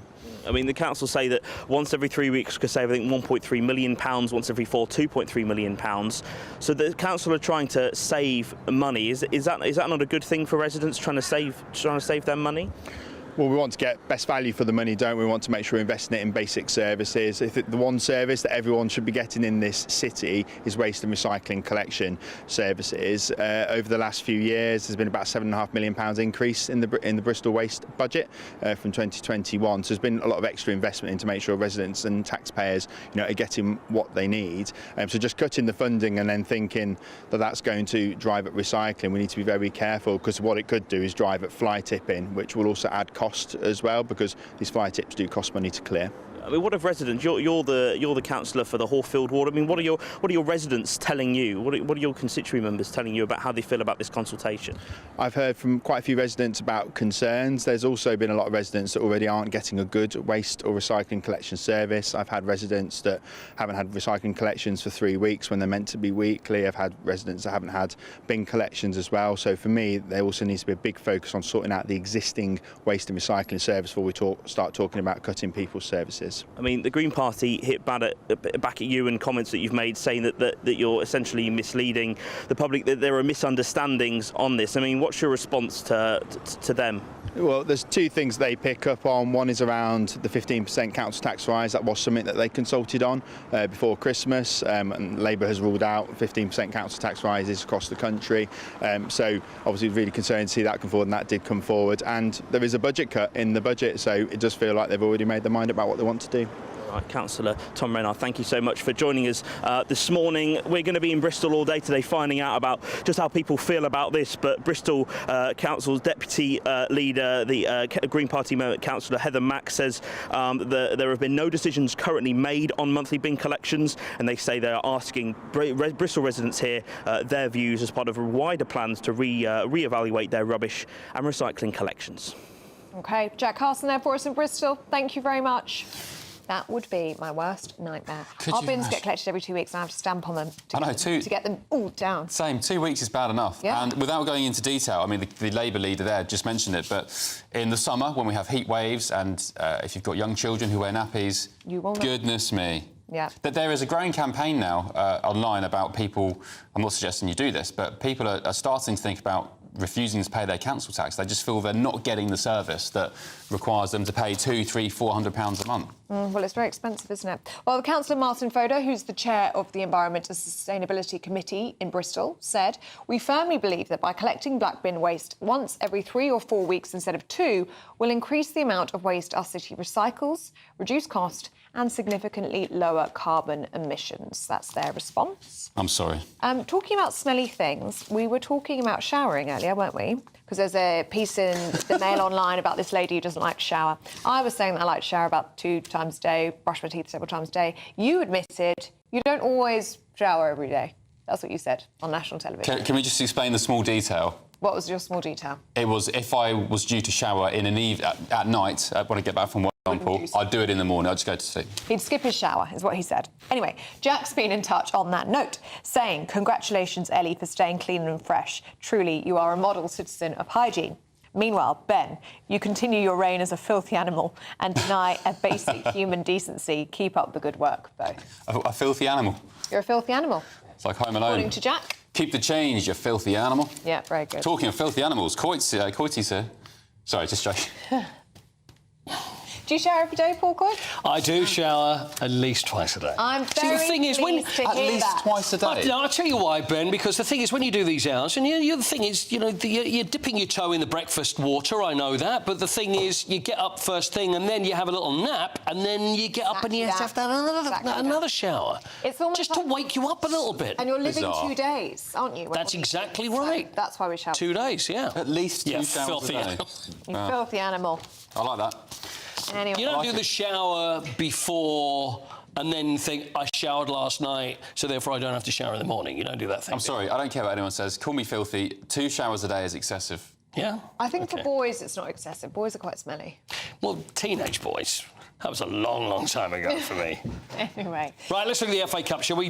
Crystal Palace beat Doncaster last night, so they're into the 5th round. The draw was made. The one we were most excited about was who are Plymouth Argyle going to get, and I think it's a dream draw. Do we agree on that? City. Yeah. Oh, I'd be a bit nervous if I was Plymouth. Well, you'd be nervous, but see, those two things are the same. Okay. Nervous and excitement. Yeah. It's difficult to tell the difference. So when you're Plymouth, you're going to be going to the Etihad. They're going to make plenty of money. It's going to be on TV. And also, everybody's going to be travelling all the way up there. And also, it's a great draw for them. To play Manchester City is perfect. So they've already put Liverpool out. Why not give them a go? We don't expect anything, but neither do they. It's a free hit, so go for it. Who knows? And Exeter are still in the draw. Exeter are still in the draw as well. So we could at some point... Well, they've got to play Forest tonight first. Forest are good. They are very good. But we could have. I mean, in my head, I'm just envisioning a tie. Plymouth against Exeter. It would be a massive southwest derby. So that would be if Plymouth managed to beat Man City, Exeter beat Forest, and then Ipswich Town. I'll give you about 1,000 to 1 on that, but you never know. Never know. Champions League is tonight. Now, talking to Manchester City, they are playing tonight, and they're calling it a rivalry now. So, a European rivalry, Man City against Real Madrid. So, Pep Guardiola... He seemed quite calm, you know. We know what he's like after he's lost and he gets a bit scratchy and a bit wobbly and a bit all over the place, but he was very calm. In the mornings next to It's just like, he showers at least 5 times a day. He really does. He's a very clean manager. They're playing Real Madrid, so he was asked about, well, basically, is there a rivalry between Man City and Real Madrid? That's what he said. I don't think so. We are in this... I would say in the last years, yes. You know, we play 8 times, 4 times together. We have good results, bad results, but we won 4, draw 3, lost 1, but at the end it was 2-2, go through. So in terms of the last decade, years, yeah, maybe, because it's not normal to play in the same rival all the time. But in terms of history, Champions League, at the end we cannot compare, to be honest. And he's saying about, like, you know, drawn one and da-da-da. When it comes to, because obviously there's home and away, so there's aggregate, but if you work out the amount of games they've played 12 games, 12 matches, and that's just the actual 90 minutes. There's been 4 that City have won, there's 4 that Real Madrid have won, and 4 have been draws. So I like Madrid. Right down the middle. I'm a big Real Madrid fan. So, yeah, so anyway, that's going on tonight. It's just the first leg, so we wish Man City luck with that one tonight. By the way, you've got requests asking who's drawn who. I take requests for the draw. Do you want me to read the full comments? Go on. Are you tough enough? Oh, goodness. They said... No. So who have Palace got in the next round? Millwall. Hey, wait. Oh. That's not the full comment. So who have Palace got in the next round, you muppet? Yeah. Who have Palace... Well, in that case, I'm not going to tell you. Oh. Right. So Crystal Palace have got Millwall. Thank you. Very good. Yeah. And what's Ange been saying? Ange hasn't actually... Well, the thing Ange Postecoglou's been saying a fair bit is the problems at Spurs is because of the injuries, yeah. But there is now a list of the most injured teams in the Premier League, which is pretty interesting because I can't even go any higher than that. Brighton... I'm sounding like Kermit. It's because someone has called me a muppet. Brighton, the most 28 injuries. Spurs next with 26. Villa with 23. Absolutely. Villa with 23. But the interesting thing is who's bottom of the injured list, and that's Nottingham Forest, who are doing very well at the moment. And I think the reason is the way they play. They're quite happy to see the other team get the ball, hit the other one on the break, and that means less injuries. Okay, well done, Forest. Might have a point, yeah. Quick birthdays. All right, 2 more. I got showbiz ones. 2 showbiz birthdays.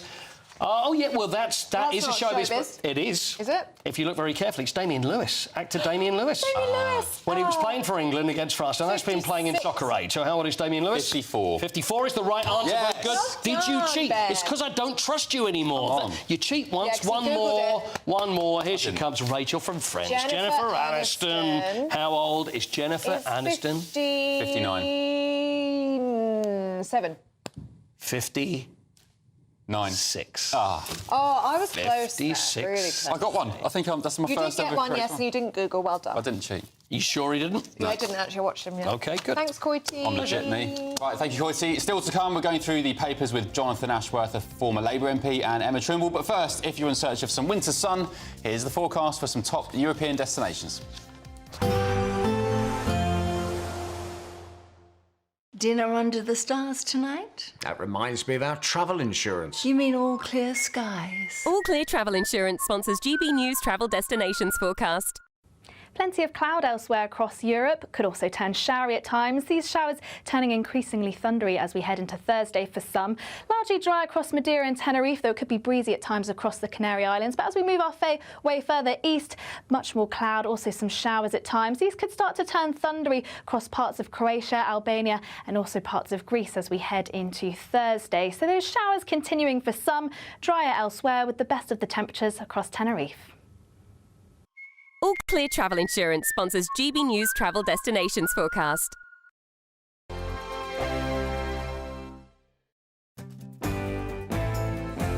I'm Emily Carver. This is GB News, Britain's news channel.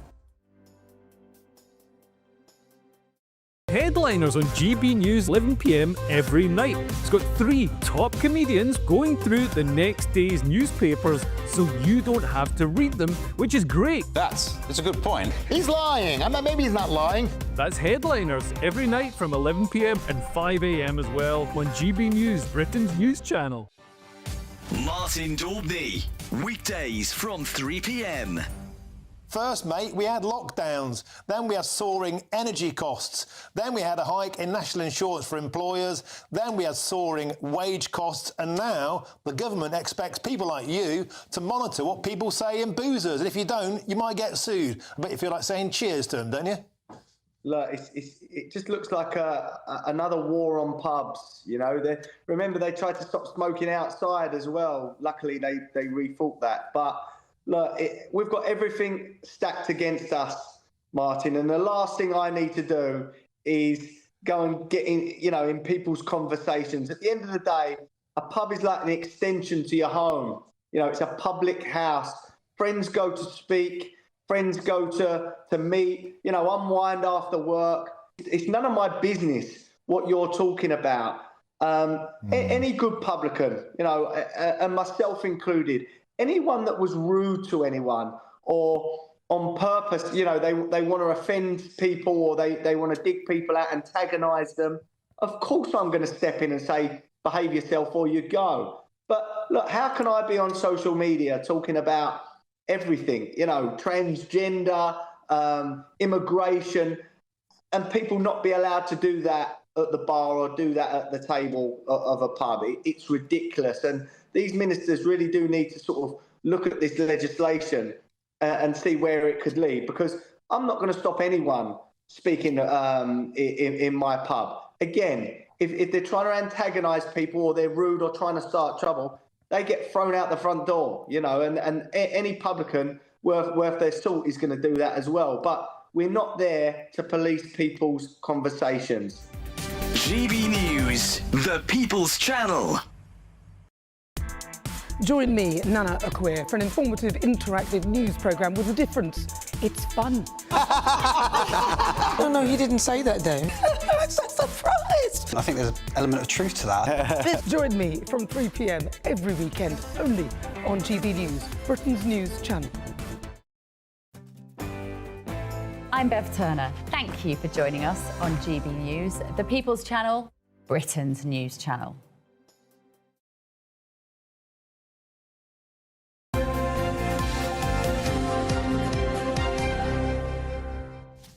Welcome back. Emma Trimble and Jonathan Ashworth are with us to go through the papers. Welcome back, you two. Jonathan, a serious but yet also slightly trivial conversation about Angela Rayner's shoes yesterday meeting the King. What are they called, Ellie? Creepers? Creeper shoes. Right. Are they? Were they appropriate?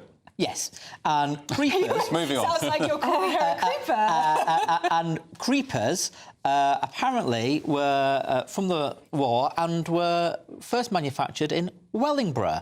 Northamptonshire is a great county for producing shoes. Some of the best shoes are produced to this day. I'm loving how you're spinning this. Wow, you've done your research. So, and also, can I point this out? Can I just point that out and see what you think of this? Other cottons I are think the available. King always looks immaculate. And on his trousers, he's got turn-ups. And I think trousers for suits should have turn-ups. I'm very much in favour of them. I'm going to get a suit with some turn-ups on my trousers. But coming back... Yeah, I generally think men especially need to dress a bit better these days. And pleats are coming back for men's trousers as well as suits. I mean, Jonathan Ashworth, the sartorial agony uncle. Absolutely, absolutely. Emma Trimble, what do you make of these leopard print creeper shoes? I think that they're hideous. And I think that Angela Rayner has a track record of being... into some pretty hideous shoes. Apparently in 2022 she wrote a very strongly worded letter to a shoe shop after a special limited edition Star Wars heel was sold out too quickly, so she couldn't get her hands on a pair. So it's not the first time that she's been pointed out for having some pretty hideous footwear. I think that they are far too informal for a meeting with the King. OK, should we move on? Valen crimes, Emma. Well, Jonathan, we'll start with you on this one. The Daily Star. These are some of the big no-nos when it comes to dating and Valentine's Day, which is when? I should know this, really. Friday. You should know that. Goodness me. And you should probably have flowers on order for your poor wife. Sure. Sure. Anyway, suggesting baby names, for example, is the top way to overdo the early stages of a relationship. Talking about moving in together is a no-no. Dropping "I love you" is too bad as well. And other bad moves include asking to meet the parents too quickly. Jonathan. Well, I think if you're on a first date and you're already hearing about baby names, I think that is a bit of a red flag, isn't it? You'd run a mile from that, wouldn't you? Yeah. Don't you think it's difficult now, though? It's difficult terrain to get right, those early stages of dating. I think people need to use their own judgment. I think it depends on the couple. And I actually think this story is really sad. It's based on a survey that was for some reason done by Krispy Kreme, the donut makers, who have put out a statement saying Valentine's Day dates shouldn't need to be stressful, especially in new relationships. It's very strange having relationship advice from a donut company.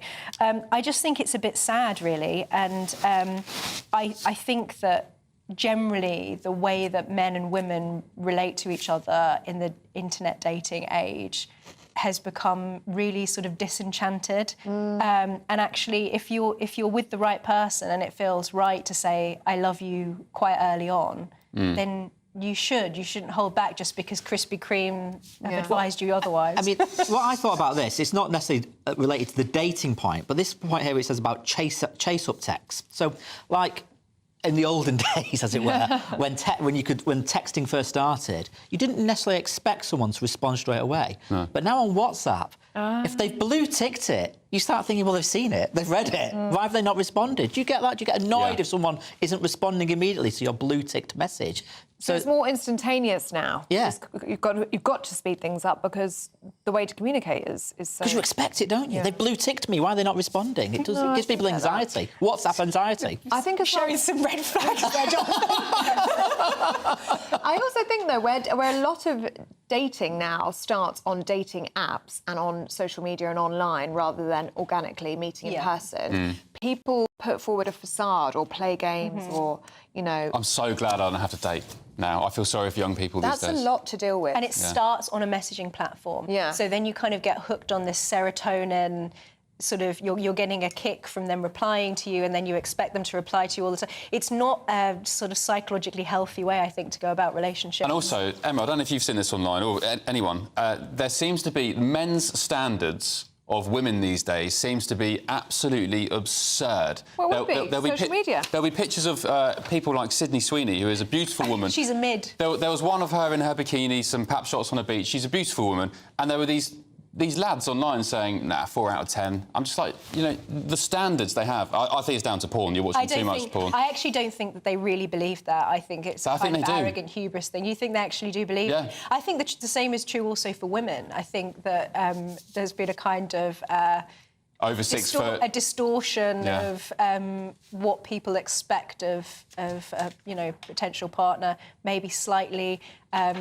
overestimating their own worth in the dating market. I'm a bit too old for all this online dating app malarkey, but there was a story in the papers yesterday about increasing numbers of people lie on these dating apps. Yes, there was a story about that. Yeah, so if I was on a dating app, I'd say I was 6 foot and had a six-pack, but I'm not on a dating app because I'm too old for all of that. Probably saying that they're economists on their CVs as well. Talking of relationships, apparently, according to the Daily Star, Emma, snoring is officially our top nighttime annoyance. Yeah. There has been some cases of divorce after snoring, hasn't there? The worst thing I can possibly imagine is being on a flight with somebody next to somebody who's snoring. I was on a long-haul flight coming back from America and there was a guy next to me, fast asleep, snoring his head off. It is the most annoying what can you do? sound. There's nothing you can do. Not give them a... Not in a way that's publicly acceptable, anyway. No. And they just go straight back to sleep and snore again. It's awful. Would you rather a snorer or somebody who doesn't shower twice a day? Oh, Ellie. both got to be up there. I think snorer has got to be worse. Yeah. I agree. Yeah, honestly, there's something about that sound. It's just awful, isn't it? Just awful. Just a thought on Bristol and bins being collected once every month. That's what's being mooted at the moment. What do we think about that? Only 30 seconds. What do we think? Seems mad. Idea? Seems a bit mad? Completely mad. How'd it go down your house for 2 young girls? Oh, no. Well, luckily where I live, it's every week, and I think that's... Weekly? Yeah, You're very weekly. lucky, Jonathan Ashworth. Everywhere's Weekly putting up their Leicester. council tax and everybody's getting less for their money. Our bins only get collected once every 2 weeks and it's not enough. So I can't imagine the amount of litter you'd have strewn across the streets if it was only once a month. Yeah. Disgusting. Right.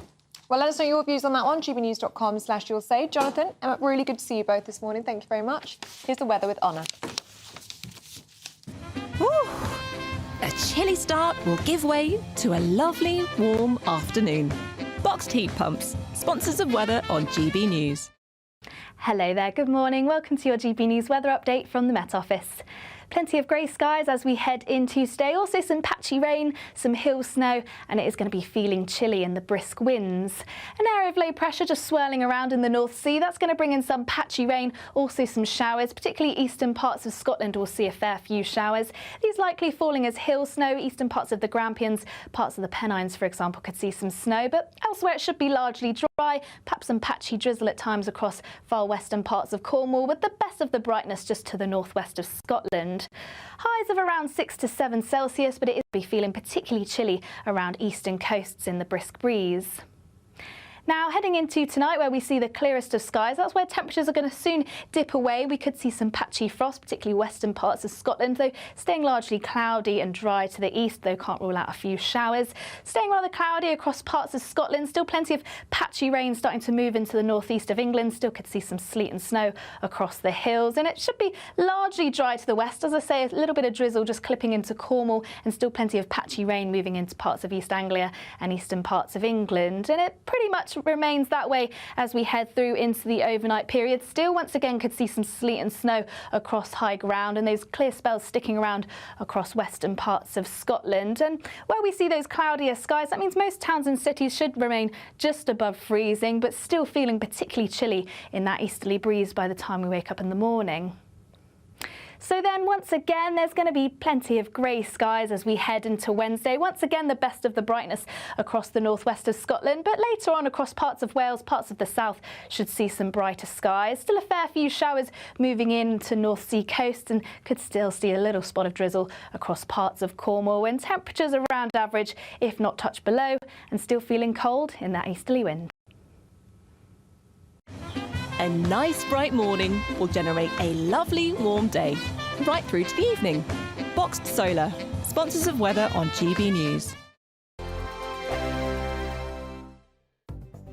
The latest GB News travel.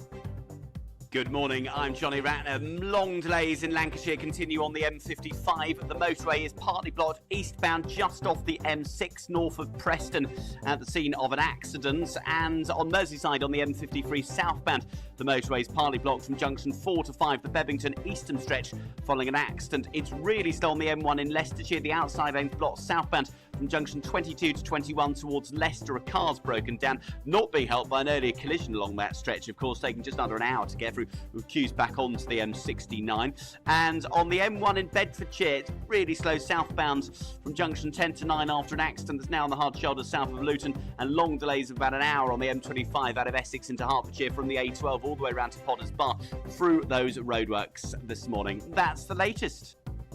You can stay up to date throughout the day by visiting our website, gbnews.com.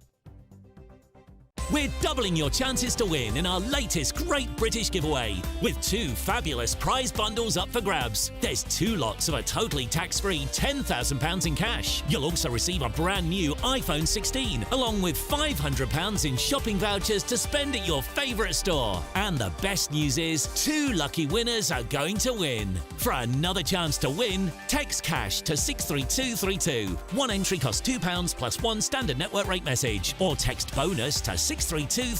5 entries cost £5 plus 1 standard network rate message. Go to gbnews.com/win. Entries start from just £2. Call 0903 681 3232. Calls cost £2 plus your network access charge, or post your name and number to GB11 PO Box 8690 Derby DE1 9TT. UK only. Entrants must be 18 or over. Lines close at 6 p.m. on the 7th of March. Please check the closing time if listening or watching on demand. Good luck. I'm Christopher Hope. From pop stars to politicians, I'll interview anybody in a pub who's got a political opinion. Join me every Friday on Spotify, Apple Podcasts, YouTube or gbnews.com, or wherever you get your podcasts. This is GB News, the People's Channel. In the GB Newsroom, we bring you the news as it happens. With our team of dedicated journalists across the UK, we're ready to keep you up to date with what's happening every half an hour, every single day. Bulletin's here on GB News, the People's Channel, Britain's news channel. This is Britain's Newsroom, where your voice matters. It's just astonishing. With expert analysis and honest opinion, we don't just keep you informed. We bring you unique perspectives you won't see anywhere else. Can't argue with any of that. When the news happens, it happens here. On Britain's Newsroom, weekdays from 9:30 a.m. Only on GB News.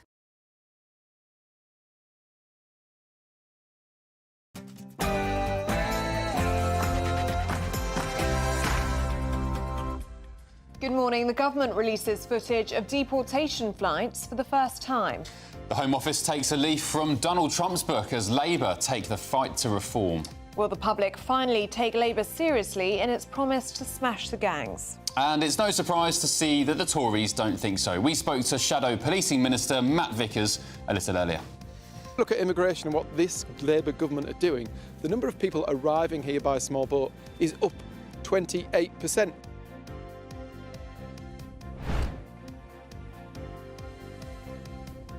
Yes, 19,000 people deported from the country on 39 flights in 6 months last year. Of course, that's less than the number of people that have come in on small boats. 100 days since Kemi Badenoch became leader of the Conservative Party. Send in your thoughts as she marks the occasion with a promise never to take the forbidden fruit of Nigel Farage's reform. And it seems there's no love lost on either end. After the betrayal post the 2019 election, we do not believe them to be honourable. Simple as that. So the answer is no. No, not me. Nigel Farage has said that he wants to destroy the Conservative Party. The ladies not for turning. Another Conservative milestone. 50 years Margaret Thatcher won the Conservative leadership race. Will Kemi Badenoch ever live up to the legendary Iron Lady? Bristol Council is under fire after considering plans to collect black waste bins every 4 weeks. It's in a bid to reduce costs and reverse a dip in recycling rates. And is the internet destroying the innocence of childhood? Guess what age children are being bought phones nowadays? It will shock you and will reveal the age in just a bit. There's a Scandinavian high in charge of our weather this week. What does that mean for you? Well, I'll have the full details later on. It's just gone 9 o'clock. I'm Ellie Costello. I'm Ben Leo, and this is GB News Breakfast.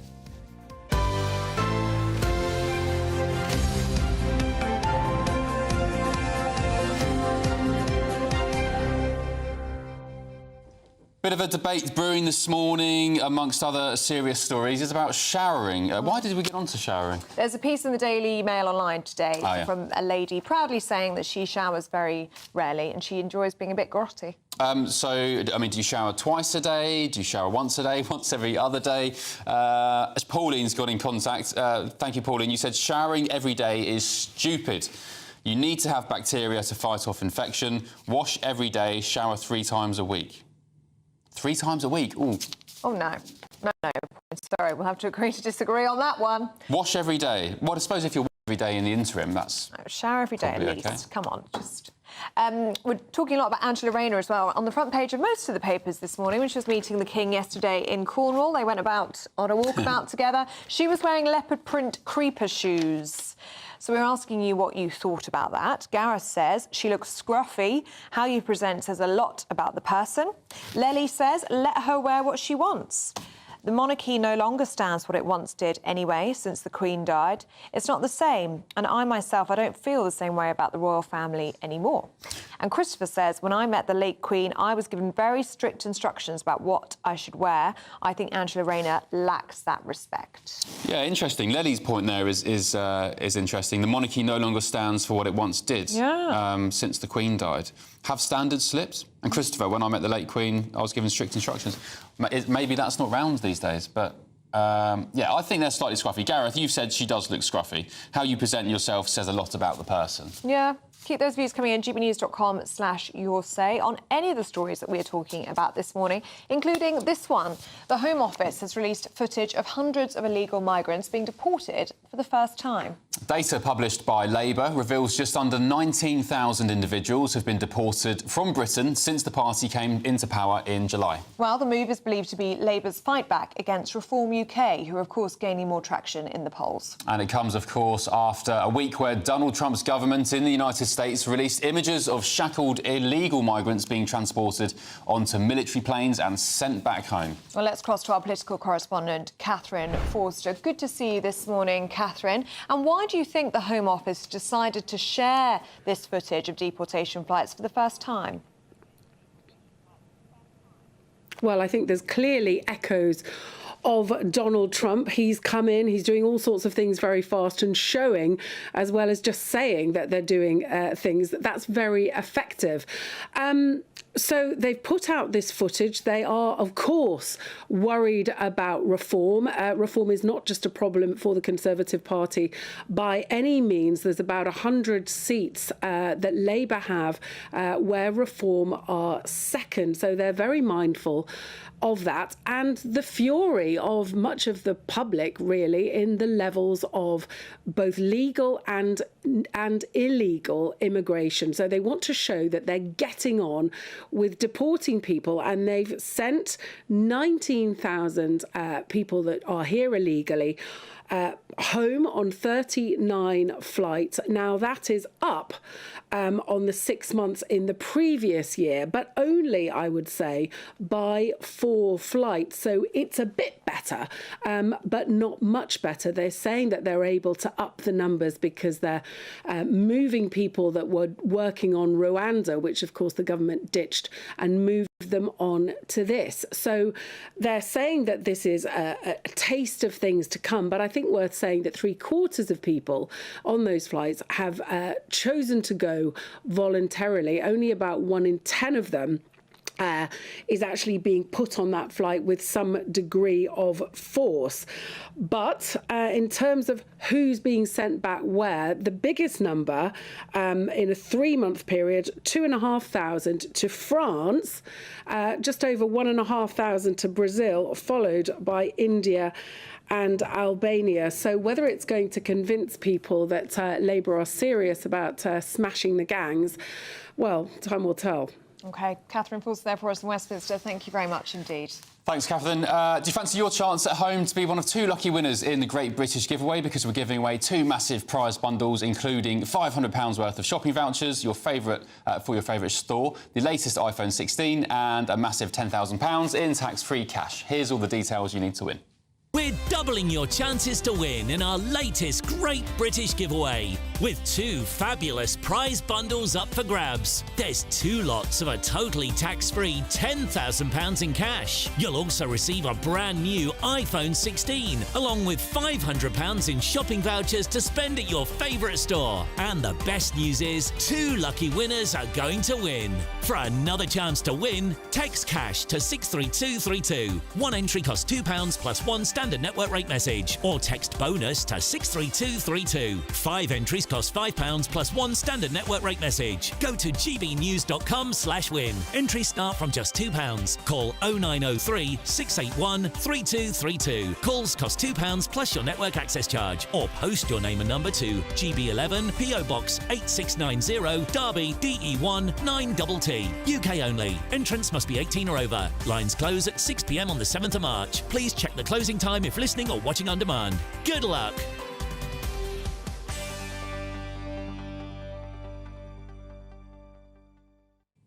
Well, I'm very pleased to say that we're now joined by Baroness Jackie Smith, who is Minister for Skills and Government Spokesperson for Equalities. Good to see you this morning, Jackie. Can we start by talking about the deportation flights, because the government has decided to release footage of deportation flights for the very first time. Why have you decided to do that? It's very Trumpian of you.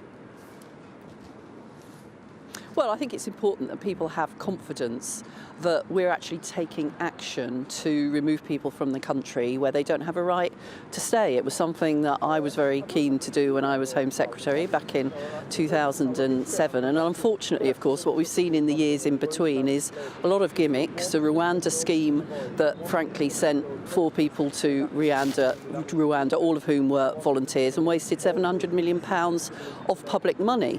And what the public want to see is action that's actually going to make a difference, and to be reassured about that. And that was the reason for those pictures. And of course, last night as well, the government and the Home Secretary introduced into Parliament the Borders Bill that will provide real tools to be able to tackle the criminal gangs that are exploiting both this country and the people that they are bringing across the channel. That's a sort of hard-headed and practical way of dealing with this action, not gimmicks.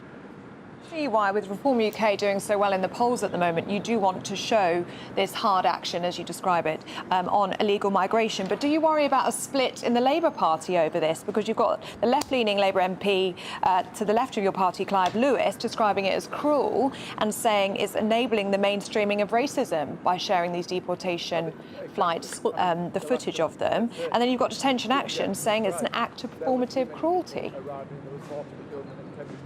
I don't think there's anything cruel about making sure that the laws that we have around our borders are being properly enforced. I think what we needed to do, and what this government has done, is to shift the resource that was previously being spent on Rwanda gimmicks, which were having no impact at all, into making decisions more quickly about people who come to this country. I mean, what's cruel is leaving people who actually have a right to stay here without a decision being made, languishing in hotels, using up money and disturbing communities. That's cruel. Decisions need to be made much more quickly. If you've got the right to stay here, you need to stay and integrate into the community. And if you haven't got the right to stay here, you need to be removed. And if you're an employer who is treating your workforce in an exploitative way and is bringing people in from overseas in order to fill jobs which, frankly, people in this country could fill, then you also need to be tackled for that. And that's what Yvette Cooper and the government were demonstrating yesterday. Baroness Smith, just lastly on this particular topic, why is Labour in the North East and the North West pumping out anti-migration adverts in the colours of Reform UK? Are you trying to mimic Reform? No, we're trying to do, as I did back in 2007, we're trying to run a proper immigration and borders system. We're not interested in gimmicks. That was the last government's approach to this. We're interested in action that will actually make a difference, and that's what we've been demonstrating, and that's what the legislation that we introduced into Parliament yesterday will enable us to do even more of. Just so I'm clear, why were those adverts in the colours of Reform? I mean, they're quite distinctive from Labour's colours, red. Listen, I'm responsible for quite a lot of things, but I'm not responsible for the colour palette chosen for Labour Party leaflets. All right. Let me ask you about these. The Health Minister, or the former Health Minister now, Andrew Gwynn. He's gone, of course, in the wake of these disgusting WhatsApp messages that have been released. Oliver Ryan as well. There's a story in The Guardian today saying that the Labour Party was aware of this particular group up to a year ago, but nothing seems to have been done about it. And may I just add, for context as well, this isn't the first time we've seen messages of this kind, because Wes Streeting, the Health Secretary, infamously tweeted about pushing journalists under trains.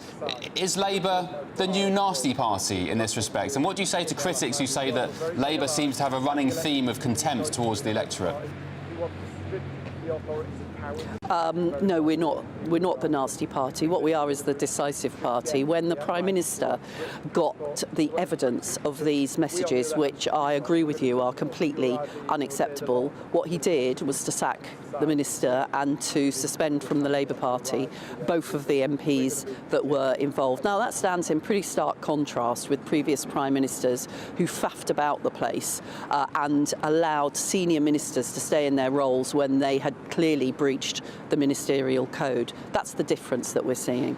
One of the most alarming parts of the messages that have been revealed in the papers is the anti-Semitic messages from Andrew Gwynn talking about people being too Jewish, which proves, does it not, that anti-Semitism still exists in the ranks of the Labour Party. We're told that it's a historic issue, we're told that it's dealt with, but what are you doing to root out anti-Semitism in your party? Well, first of all, these are very old messages, but that doesn't make them all right. You're absolutely right. And if there's one thing that you can say about Keir Starmer is that he has been absolutely decisive, both in opposition and in government, in rooting out anti-Semitism, in making clear the standards of behaviour that he expects of Labour Party members, of ministers and of his government. And when evidence was brought to his attention, he took quick action. The point is that Andrew Gwynn was not speaking into the void, was he? He was speaking to a WhatsApp group full of Labour MPs, of councillors, of party activists, using this sort of language that was clearly acceptable to them. Which is wholly wrong, which is why the Prime Minister took the action that he did take. OK, Baroness Smith, you're here to talk about apprenticeships. I've long argued that, well, you may disagree with me here, but I've long argued that I think it's a detriment these days for young people to go into university, bearing in mind that they get saddled with debt. Most of the time, employers really appreciate on-the-job experience. Just tell us what you're doing with apprenticeships. Well, first of all, we've got a plan to change this country, to grow the economy, put more money into people's pockets, to rebuild the NHS and cut waiting lists, to shift to green power, to build homes that people need, and to make sure that everybody, wherever they live in the country, has got the opportunity to get on and get the sort of jobs that they want. That means for almost everybody, skills beyond what you can gain whilst you're in school. And I don't see that conflict between more people going to university and more people becoming apprentices. I think different people learn in different ways, and what we need to do is to make sure that those opportunities are available to people, because to deliver on that plan for change, we need more skills in our economy. And that's why this week we're celebrating apprentices, because it's National Apprenticeship Week, but we're also listening to employers who are saying we could do even more if you removed some of the red tape. So, for example, adults who have to take a separate English and maths exam alongside their apprenticeship. English and maths is really important, but what employers want is they want the communication, the English, the maths, the calculations that go with the particular job. They want to be confident that that's what people have got, not that they've got a separate certificate. Indeed. Baroness Jackie Smith, thank you for your company this morning. And the maths skills. Yeah. Everything. Thank All you. the package. Thank you, Baroness Jackie Smith. Thank you very much. Now at 16 minutes past 9, people in Bristol aren't happy with the Green-led council plans to only collect their bins once a month. All right, to tell us more, we're joined by GB News West Midlands reporter Jack Carson, who's in Bristol. Jack, what's going on with the bin collections? Well, you're right. Lots of people very unhappy. A petition started by the Labour Bristol leader, Councillor Tom Roundup, who we spoke to, you remember, in the last hour. He started that petition. That's received more than 9,000 signatures. Shows really the strength of feeling that people have here about this consultation. This is a consultation. It's a proposed idea to move bin collections to possibly once every 3 weeks, possibly once every 4 weeks for black bin collections. Now, we've been speaking to residents here today as well in the last week as well. I mean, this house is a house of Tracy. She's a single mum of 5 children. She's told us last week that she can just about manage at the moment with black bin collections once every 2 weeks, but she's had to have a second black bin. She's got a recycling bin, and these boxes are what the council provide in order for people to be able to recycle. You can just see how many of those boxes she's got in order to be able to provide her recycling. Bristol Council say this is all about trying to help the rate of recycling in the city. They say around, lots of the black bins particularly have food waste which can be recycled. It's one of the smaller brown bins you can probably see that Bristol Council have introduced. That's, they say, in order to be able to try and recycle food waste. This consultation, they say, if it's to move to every 3 weeks, move to every 4 weeks, could save them millions of pounds in the long run. They say having to send things for incineration because of changing government regulation does mean that things are getting more expensive if they were to continue doing that. So they say this aim is to try to get the people in Bristol to recycle more. But as you can tell just from the fact that 9,000 people have signed that petition, there's a lot of anger if bins were to be collected just once a month. OK, Jack Carson there for us in Bristol. Thank you very much. He's going to stay across that story for us. Thanks, Jack. Councillor Martin Foder, the chair of the Environment and Sustainability Committee, said, "We firmly believe that by collecting black bin waste once every 3 or 4 weeks instead of 2 will increase the amount of waste our city recycles, reduces costs and significantly lowers carbon emissions." Still to come, the Iron Lady, 50 years on. We'll be talking about Margaret Thatcher next. Join me, Camilla Tominey, for a frank and honest discussion with those in power that cuts through the spin and gets to the heart of the issues shaping our nation. You haven't confirmed that you want to stand as leader, but you haven't ruled it out either. This report basically says that he's not fit to stand trial. Is he indecisive? incompetent? I deliver the dose of reality Westminster needs. That's the Camilla Tominey Show at 9:30 every Sunday on GB News, the People's Channel, Britain's news channel. Good Afternoon Britain isn't just about us. The wonderful thing about this programme is it's about everyone watching. It's an interactive programme. Well, there absolutely is something to see here, and we're going to be talking about it more. Whether it's breaking royal news, Will, please bring us up to date, or indeed a particularly punchy speech in the House of Commons. Very, very curious. We bring it to you live, and then we bring you live reaction as well. That's Good Afternoon Britain, weekdays from midday. Only on GB News, the People's Channel, Britain's news channel. Britain's newsroom, weekday mornings from 9:30. It's also about how children are taught to behave towards people who claim that they have a different gender to their biological sex. And what I'm really concerned about is particularly girls being told that they shouldn't challenge, say, a man in their changing rooms or a boy in their toilets because that is unkind. Joanne, do you think that's actually setting up girls to put themselves in danger for the so-called purpose of being kind? Again, what you're doing here is you're using these very obtuse type comments to try and paint trans people as some sort of predators and No, going I'm into trying to changing say rooms. that there's a reason that we have single-sex spaces, and if girls are socially conditioned not to uphold those single-sex spaces, we are going to have a huge safeguarding challenge. So it's important that the education we're providing around gender identity, even non-trans people, about understanding your sense of self, I think is really important. I think schools today are doing a far better job than they did when I was younger in the 60s. So I'm not an education profession specialist in this area. I would advocate that education needs to represent the real world, and trans people are in the real world. If it means making girls more aware of their own sense of self, empowering them, giving them, working with them to Helen, so they can how is understand this threats, then empowering that's important. girls? Say again? I just said, moving on to Helen, how is this empowering girls? This language of empowerment is not the right starting point when you're talking with children. Adults and children have totally different duties and responsibilities and rights and needs. In schools, it's up to the grown-ups to set rules that keep everybody safe. It's not possible to keep everybody safe if you pretend that some boys can be girls and some girls can be boys. That doesn't mean being mean or unkind. GB News, the People's Channel.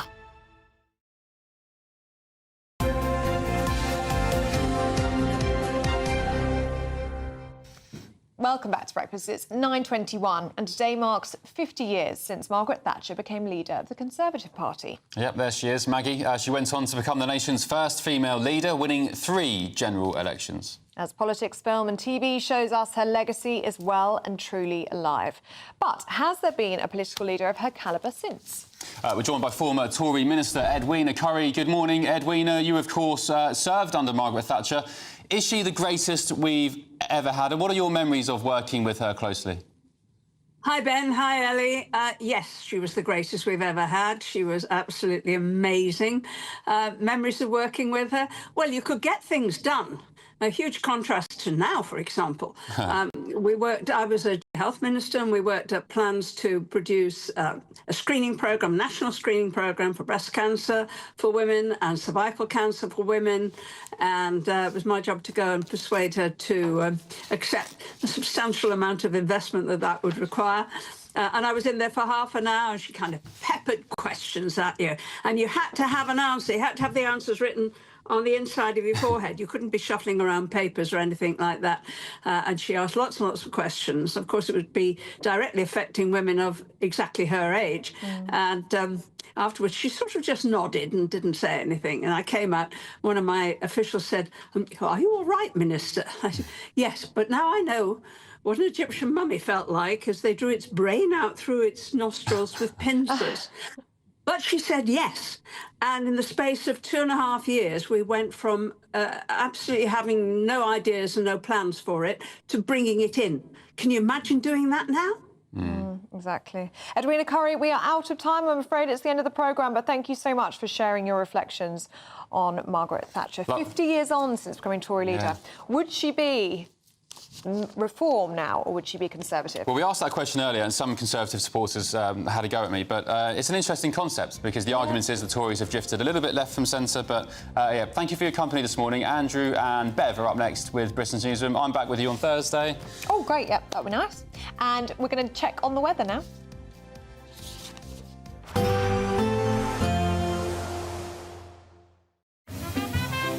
Heavy showers first thing will be followed by a warm, cosy day. Boxed Boilers, sponsors of weather on GB News. Hello there, good morning. Welcome to your GB News weather update from the Met Office. Plenty of grey skies as we head into today. Also some patchy rain, some hill snow, and it is going to be feeling chilly in the brisk winds. An area of low pressure just swirling around in the North Sea. That's going to bring in some patchy rain, also some showers. Particularly eastern parts of Scotland will see a fair few showers. These likely falling as hill snow. Eastern parts of the Grampians, parts of the Pennines, for example, could see some snow. But elsewhere it should be largely dry. Perhaps some patchy drizzle at times across far western parts of Cornwall, with the best of the brightness just to the northwest of Scotland. Highs of around 6 to 7 Celsius, but it is going to be feeling particularly chilly around eastern coasts in the brisk breeze. Now, heading into tonight, where we see the clearest of skies, that's where temperatures are going to soon dip away. We could see some patchy frost, particularly western parts of Scotland, though staying largely cloudy and dry to the east, though can't rule out a few showers. Staying rather cloudy across parts of Scotland, still plenty of patchy rain starting to move into the northeast of England. Still could see some sleet and snow across the hills, and it should be largely dry to the west. As I say, a little bit of drizzle just clipping into Cornwall, and still plenty of patchy rain moving into parts of East Anglia and eastern parts of England. And it pretty much remains that way as we head through into the overnight period. Still, once again, could see some sleet and snow across high ground, and those clear spells sticking around across western parts of Scotland. And where we see those cloudier skies, that means most towns and cities should remain just above freezing, but still feeling particularly chilly in that easterly breeze by the time we wake up in the morning.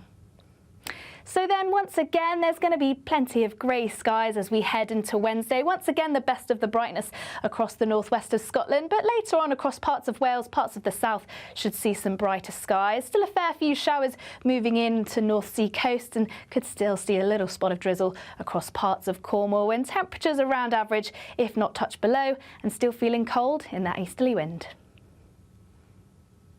Expect a warm front, moving from the kitchen right through to the rest of the house.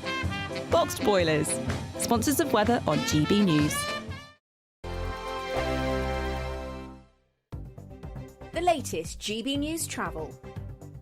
Good morning, I'm Johnny Ratner. There are long queues in Lancashire on the M55. The motorway is partly blocked eastbound off the M6, the Broughton interchange at the scene of an accident. And there are still long residual delays heading south down the M1 through Leicestershire, partly due to a car that broke down just off the M69 roundabout junction 21, the Leicester exit. But there was also a collision on that stretch, taking about 3/4 of an hour to get through, despite the fact all restrictions have been lifted. Meanwhile, there are long queues on the M25 if you're heading out of Essex into Hertfordshire from junction 28 at the A12 round to 25 at the A10 through those roadworks. And the M26 in Kent is blocked westbound from junction 2A at Rootham through to the M25. There's a police investigation. It was already slow on that stretch through the ongoing works. And finally in Hampshire, the M27 partly blocked eastbound just before junction 12, the M275 Portsmouth exit following an accident. That's the latest. You can stay up to date throughout the day by visiting our website, gbnews.com. Good afternoon, Britain. Weekdays from midday. I'm here in M. Manzi's, which is now the oldest surviving pie and eel shop in London. It's been open since 1892, and as you said in the intro there, it's really sort of a dying breed. One of the sister sites of this shop, the distant relative, own one of their own other shops in